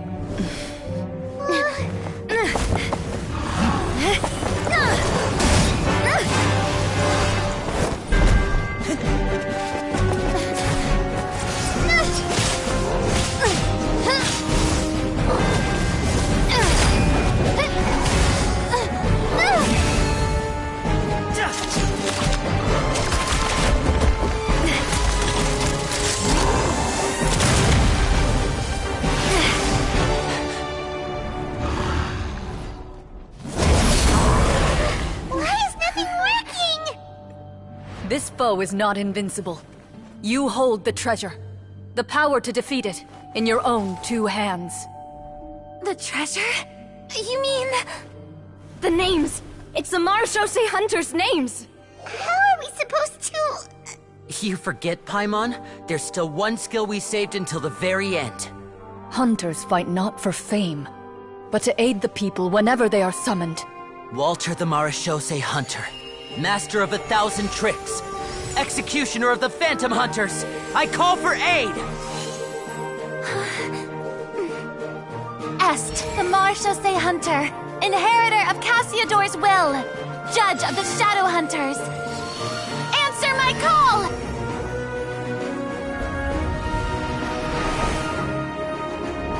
Petronia, protector of justice and order. The hunter I respect the most. Thank you for saving my friend, the best one I'll ever know. Please, lend us your strength!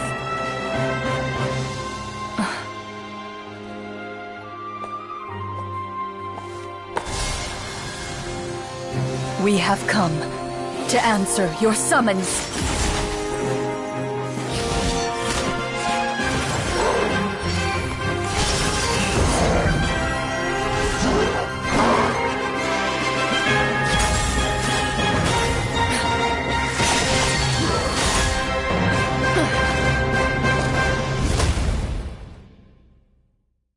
And so, the monsters were eradicated, and the sorcerer was defeated. Peace soon returned to the capital. Those in the court, manipulated by the sorcerer, also recognized the errors of their ways. Some remembered the names of the heroes who saved their kingdom, but others simply continued their lives none the wiser. Such is the story of the Marechaussee Hunters. They pursue the phantoms in the darkness and exterminate all who pose a threat. They will always protect the city and those within it, even should all memory of their accomplishments be forgotten by the very people they serve.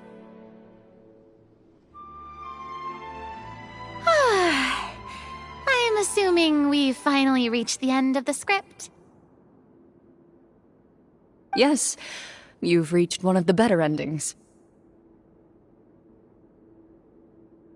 It's a pretty solid story overall. I thought it was just an ordinary adventure at first, but the further we got into it, the more impressed I became with the production and the plot.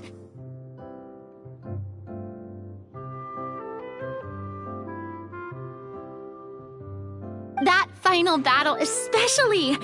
All the effects were super realistic. Oh, right. Yeah, totally.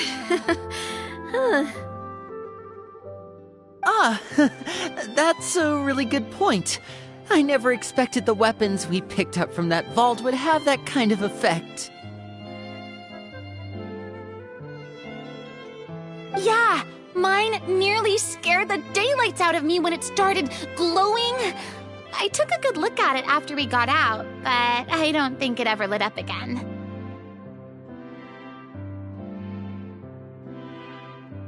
Oh, we should probably give these props back, right? I'll just leave mine here.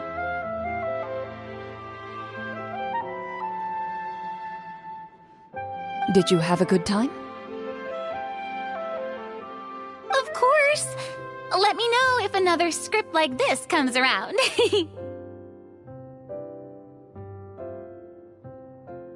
Sure, no problem. Then I'll head back for now. I think I need some time to fully digest everything that just happened.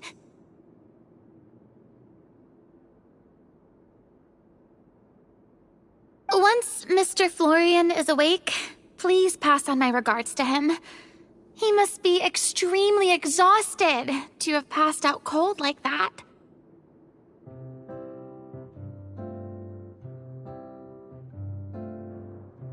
You're right.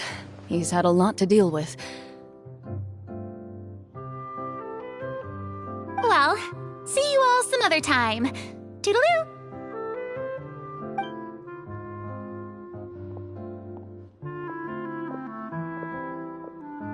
Okay, so, can I ask now?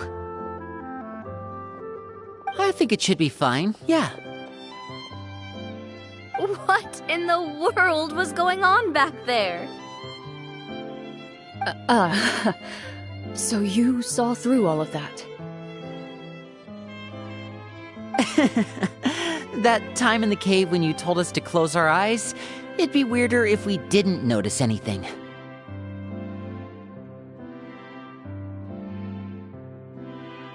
I was dying of curiosity the entire time. I mean, you did a pretty bang-up job of pretending nothing had gone wrong. Farina actually looked like she thought all of it was planned.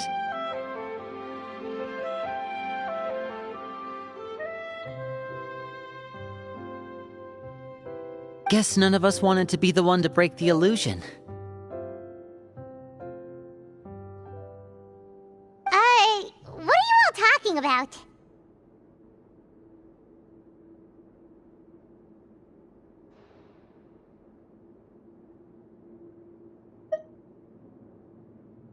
Oh, wait. Don't tell me Paimon never... Oh, this is all my fault. It's not too late to cover your ears. Here, Paimon. I'll do it for you.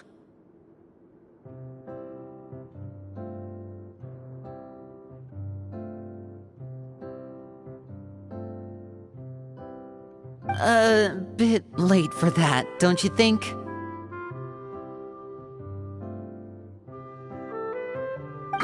You're saying everything that happened back there wasn't actually part of the script?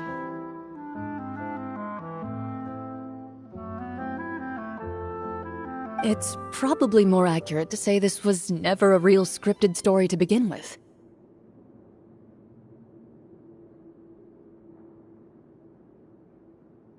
What? So loud. My head. Hey, you! Get up right now and explain yourself! No shaking, please! Oh, my head.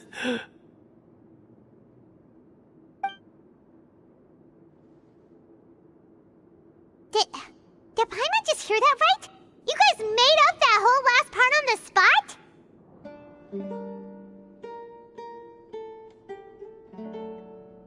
It's not nice to lie to people, but Paimon's gotta admit, that was a really good story, Florian. Oh, and nice improvisation, Florian!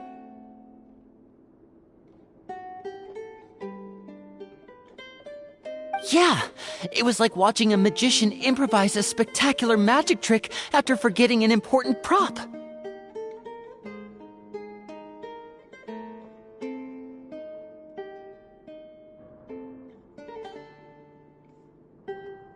If Paimon knew something was wrong with that vault, she would have floated straight in the opposite direction!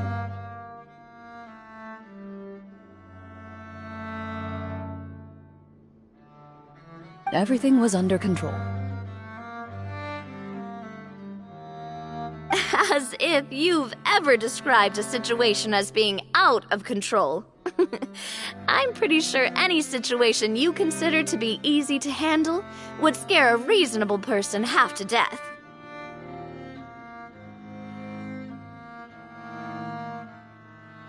Guess I'm just used to it. You must run into a lot of unexpected situations then. That explains why you're so good at coming up with things on the spot.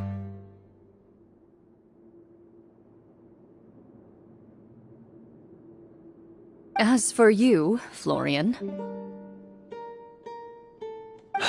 I know there's no excuse for what I did.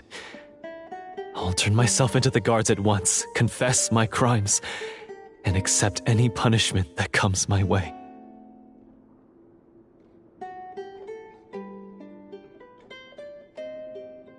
I would say you've already suffered more than enough. What? You may have been blinded by fame and fortune in the beginning, but your actions during the final battle had proven you to be a true Marechaussee hunter.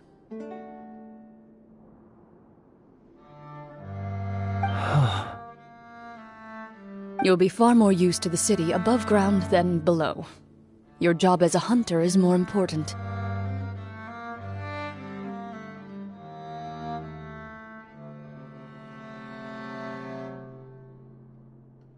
But... Of course, you'll still need to take the keys and pay a personal visit to the 2 hunters you wronged. Prepare to accept any terms they give you as well.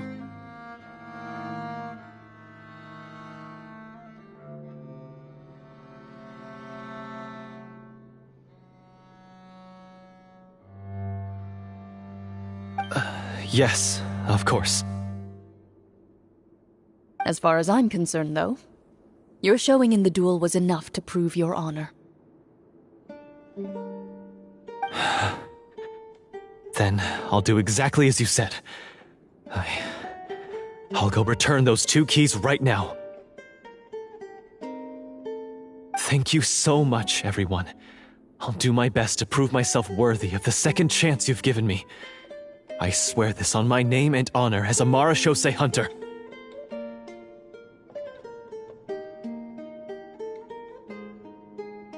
Until we meet again, everyone.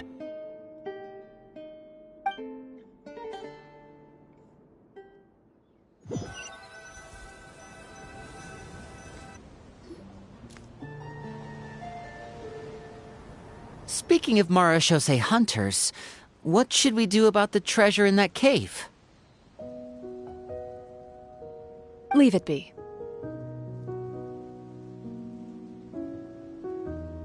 Are you sure? We could show it to people, make it so that the hunters are remembered. Don't you want that?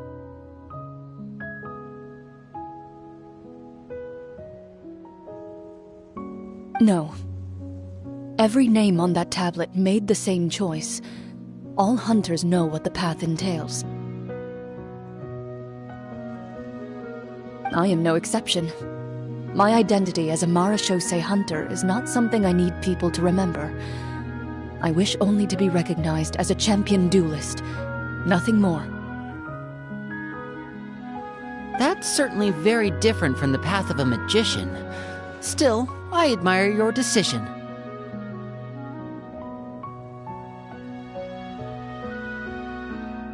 Wait! Paimon just remembered something. If there were no special effects involved, why did our weapons begin to glow during the battle?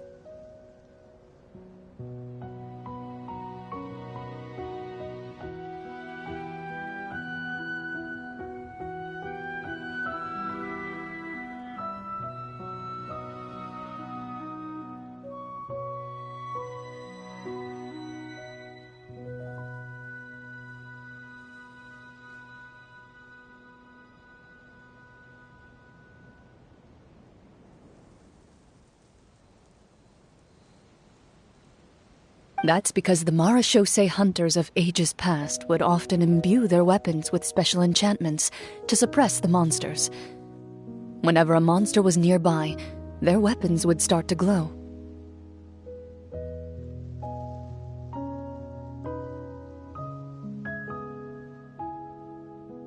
Oh, so that's why they had an effect on that guy near the end. I really thought the summons were doing all the work.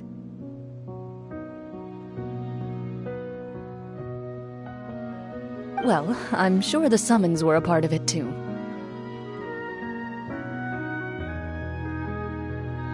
Oh? How so? This particular devorator probably hailed from the same era as the hunters we saw in the room.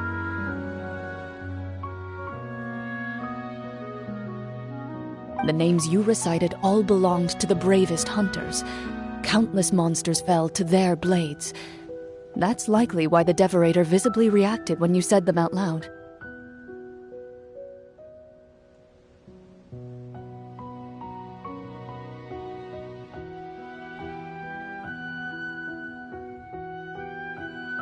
So the names held the power all along!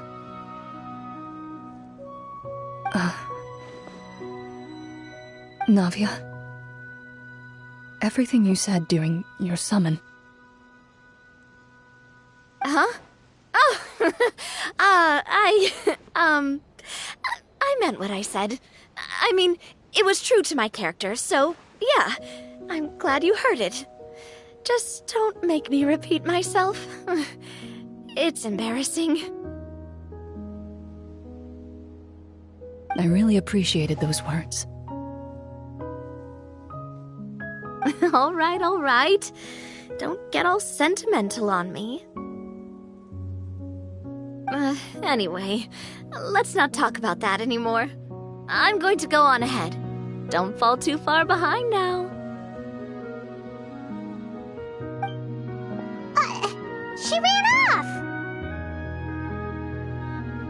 I should probably head back as well. This story was truly incredible. I might have to spend the whole night telling my siblings all about it.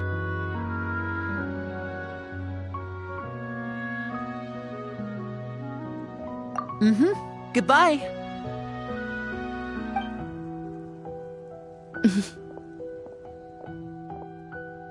Traveler, should your name and deeds be forgotten, what do you think the significance of your journey will be?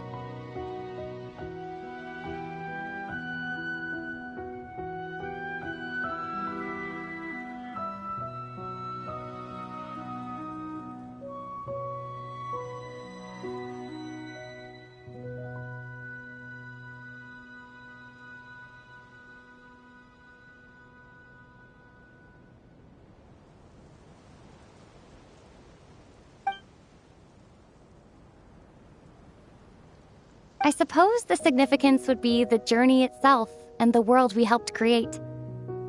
There's still value in the time I shared with everyone here, in the things we were able to accomplish, even if no one remembers them.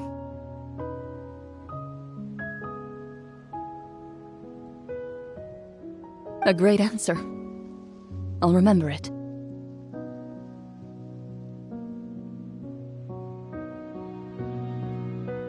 Me? The Marachose Hunter says nothing in response to that question. Perhaps her answer lies in her silence, an unspoken vow left to echo through the night. The path she walks needs no explanation.